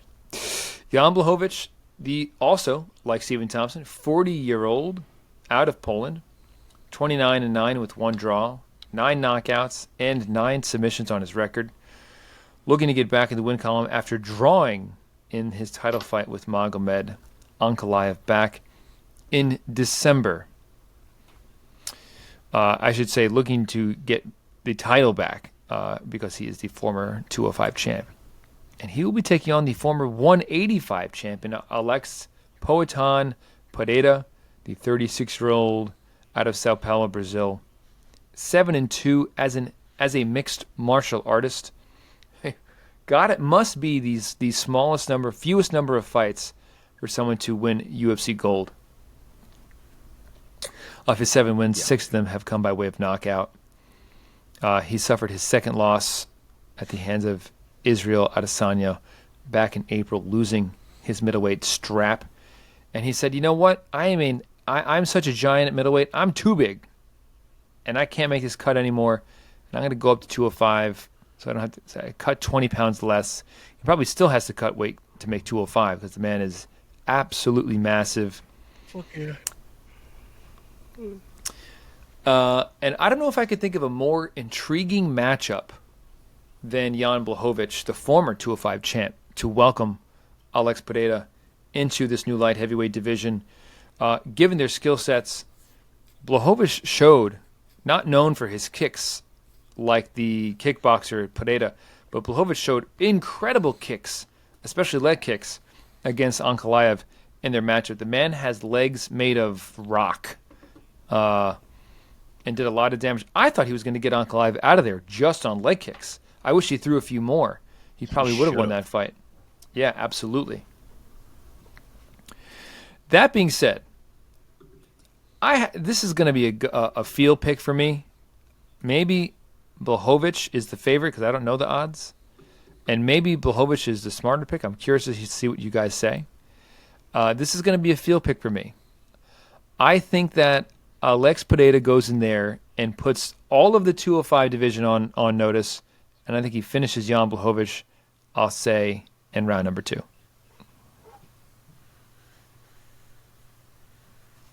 I'll go. Odds are basically a coin toss. They're both minus money. Blachowicz is the slight favorite at minus 115. Pereira is minus 105. This was my hardest fight on the card. Super torn. 2 inches of height and 2 inches of reach for Alex Pereira. On the feet, Pereira wins. Yes, Jan can box. Yes, Jan will look to rip the legs. As you said, we saw what he did to Ankalaev's legs, but he is not Alex Pereira. Pereira is the elite of the elite on the feet. I absolutely think his power will translate to 205, as I think all of us do. And if he lands big on Jan, Jan will fall. But with that said, Jan Blachowicz is far and away the best wrestler and grappler that Alex Pereira has ever fought. The previous best grappler Pereira has fought, who actually tried to grapple, is Andreas Michailidis. You can't use Sean Strickland. He didn't try. You can't use Bruno Silva. He didn't try. If you think Izzy's better than Michailidis, sure, you can use that. Point is, whoever you want to use between Izzy and Michailidis, they are not close to Jan Blachowicz's grappling. It's night and day. Not to mention it's also another 20 pounds on the man. And we saw that what Jan did to Israel when he tried to move up and become a two-weight champ. He navigated that tricky striking of Izzy, and he took him to the mat, and he beat him there. And I actually think I trust Izzy's defensive grappling more than I trust Pereira's defensive grappling. So factor that in as well if Jan can get Pereira down there. At the same time, I think the entries could be a little tougher for Jan because Izzy fought a very patient fight in that fight, frustratingly patient. I've said before, I feel like he sparred in that fight, whereas Pereira is going to be putting pressure on Jan. He only fights that way. So it may be more difficult to wade through the bombs. I don't know. It's a coin toss. I've been flip-flopping on it all week. Definitely my hardest fight on the card. I could see myself changing my mind as I watch these embeddeds this week and things that come out because I'm really on a razor's edge. I think if you could guarantee me this fight hits the second round, I would go Jan. Because I could absolutely see Alex catch Jan early. He's going to be huge at light heavyweight, monstrous, fast, high-level striker. And Pereira setting a tone early and just walking him right into a huge shot would not shock me at all. But if it goes past round one, I think that means Jan is doing okay in the striking. And if that's the case, I think the wrestling starts to become a real factor because he can find some entries. So I don't know which way I see it. I'm not ready to pick this fucking fight. But I will guess that Jan does not fuck around striking more than he has to. I don't really trust him not to. But I'll guess that he fights smart and tries to drag this down. I will say Jan Blachowicz round 2 sub. Okay, Omar. So I have a lot more confidence in Pereira than I thought I would. Kind of thinking about this fight.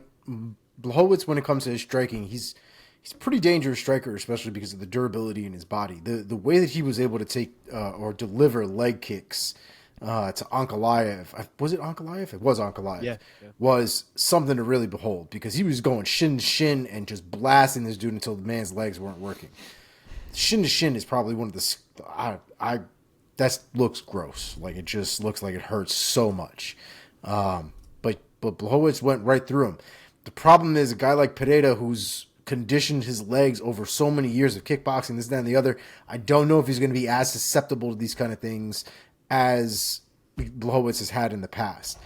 Not to mention that Pereira is a big dude. You know, he was bigger for middleweight than I think was right for him to be at. I think, you know, he cut a lot of weight. You could see he was very drained during those middleweight cuts. I don't think he's going to have to do that. I think he's still going to have to cut weight. I think the man walks around at like 220 pounds. So he's going to have to cut weight anyways, make 205, but I think he's going to be in much better shape, much more durable, able to take much more damage. And I think he might have this one, man. I think he can find the striking here. I do think that there is something to be said about the ground game of Blachowicz. But I think Pereira catches him early, and I think he catches him often. So I'm going to go with round 1, KO, Alex Pereira. Mike, what'd you pick again?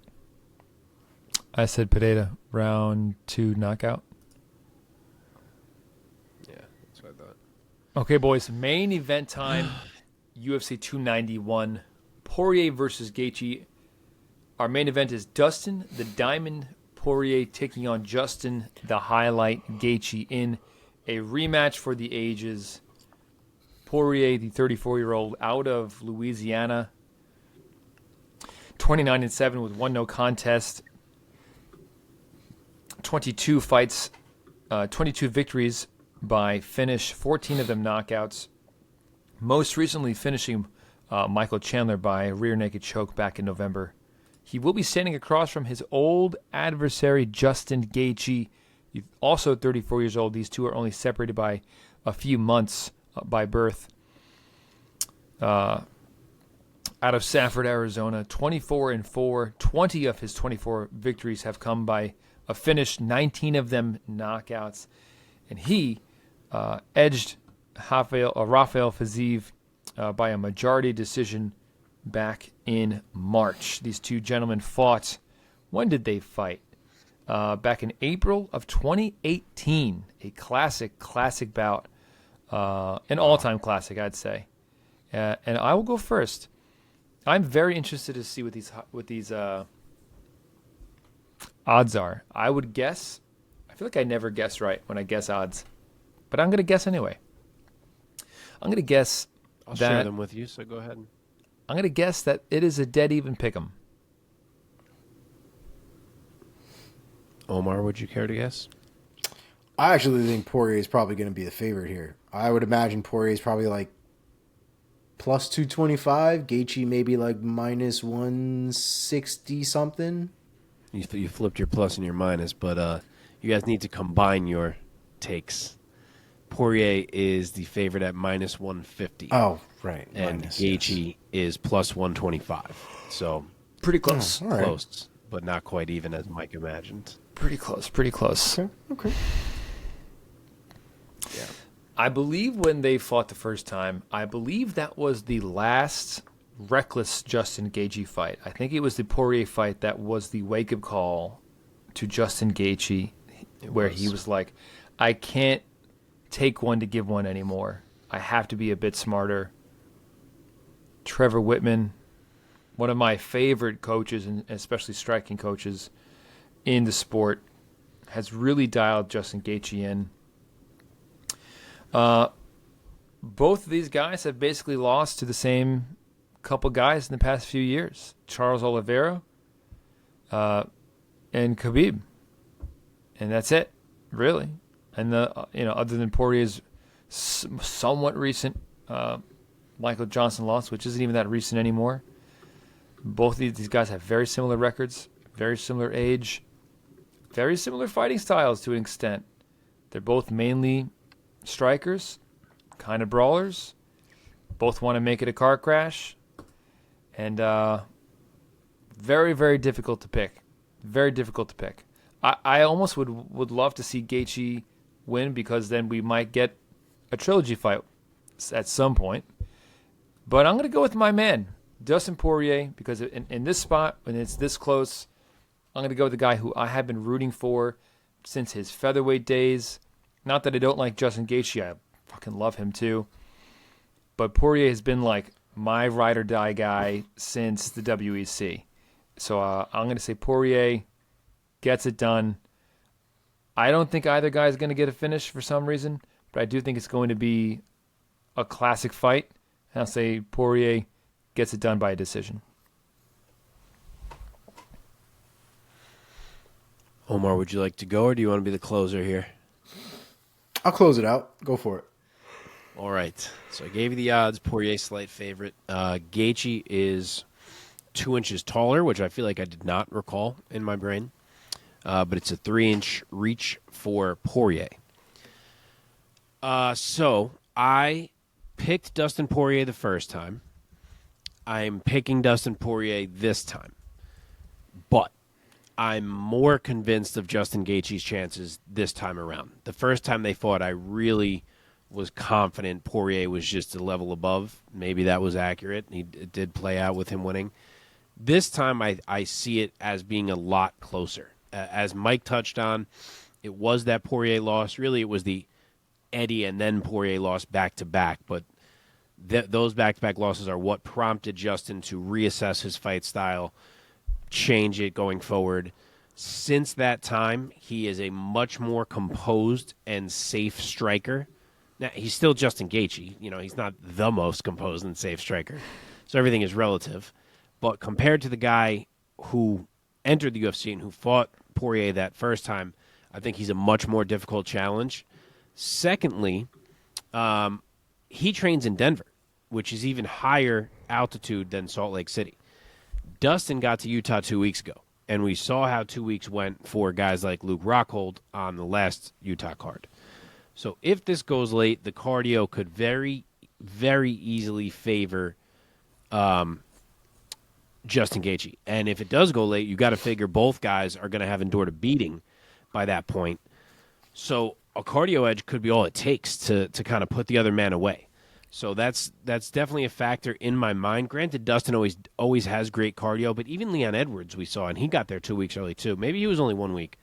But the point is the Utah altitude is a real factor, so I hope Dustin is prepared for that. But all that said, my main takeaway from the first time these two fought was how much better Dustin Poirier's boxing in the pocket was than Justin Gaethje's.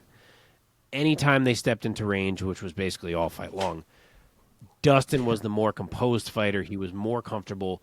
He could see the shots, see the angles, see the openings, and the combos needed to set them up.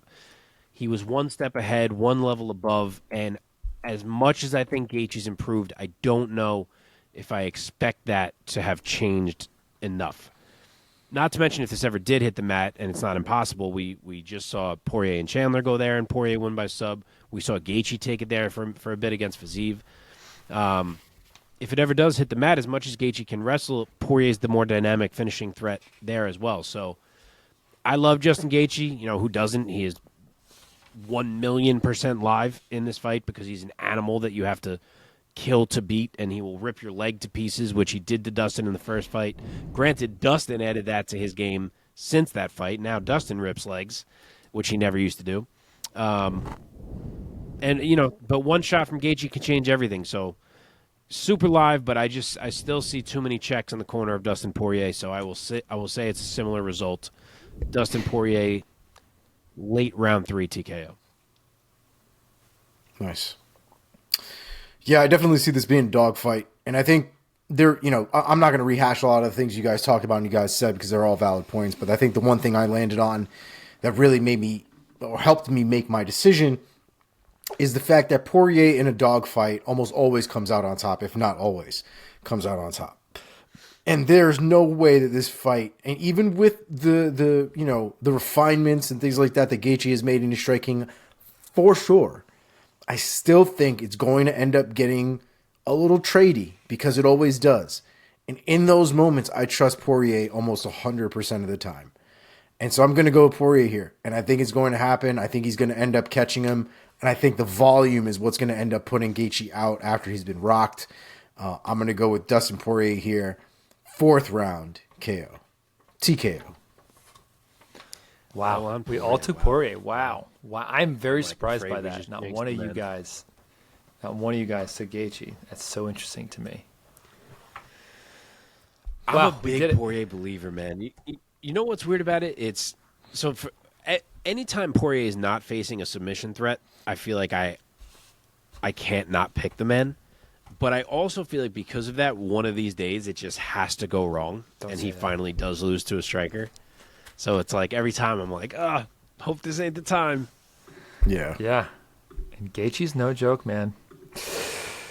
Gaethje's no joke. No. We did it. And it is just about 1 a.m. Eastern time. Yeah, we're like 3 hours in. I think we could skip the trivia, dogs. Yeah, let's fuck the trivia. Yeah, it's been a long one. Hey, enjoy all the fights this weekend, RIZIN and Bellator and UFC. And shout out once again to Boxing Tommy, who hooked us up last weekend with an awesome analysis and breakdown and pick of this weekend's massive boxing match between Terrence Crawford and Errol Spence Jr. for, I believe, the unified welterweight title. Going to be watching all this stuff, and we will reconvene next week, gentlemen. Well done, boys. Peace.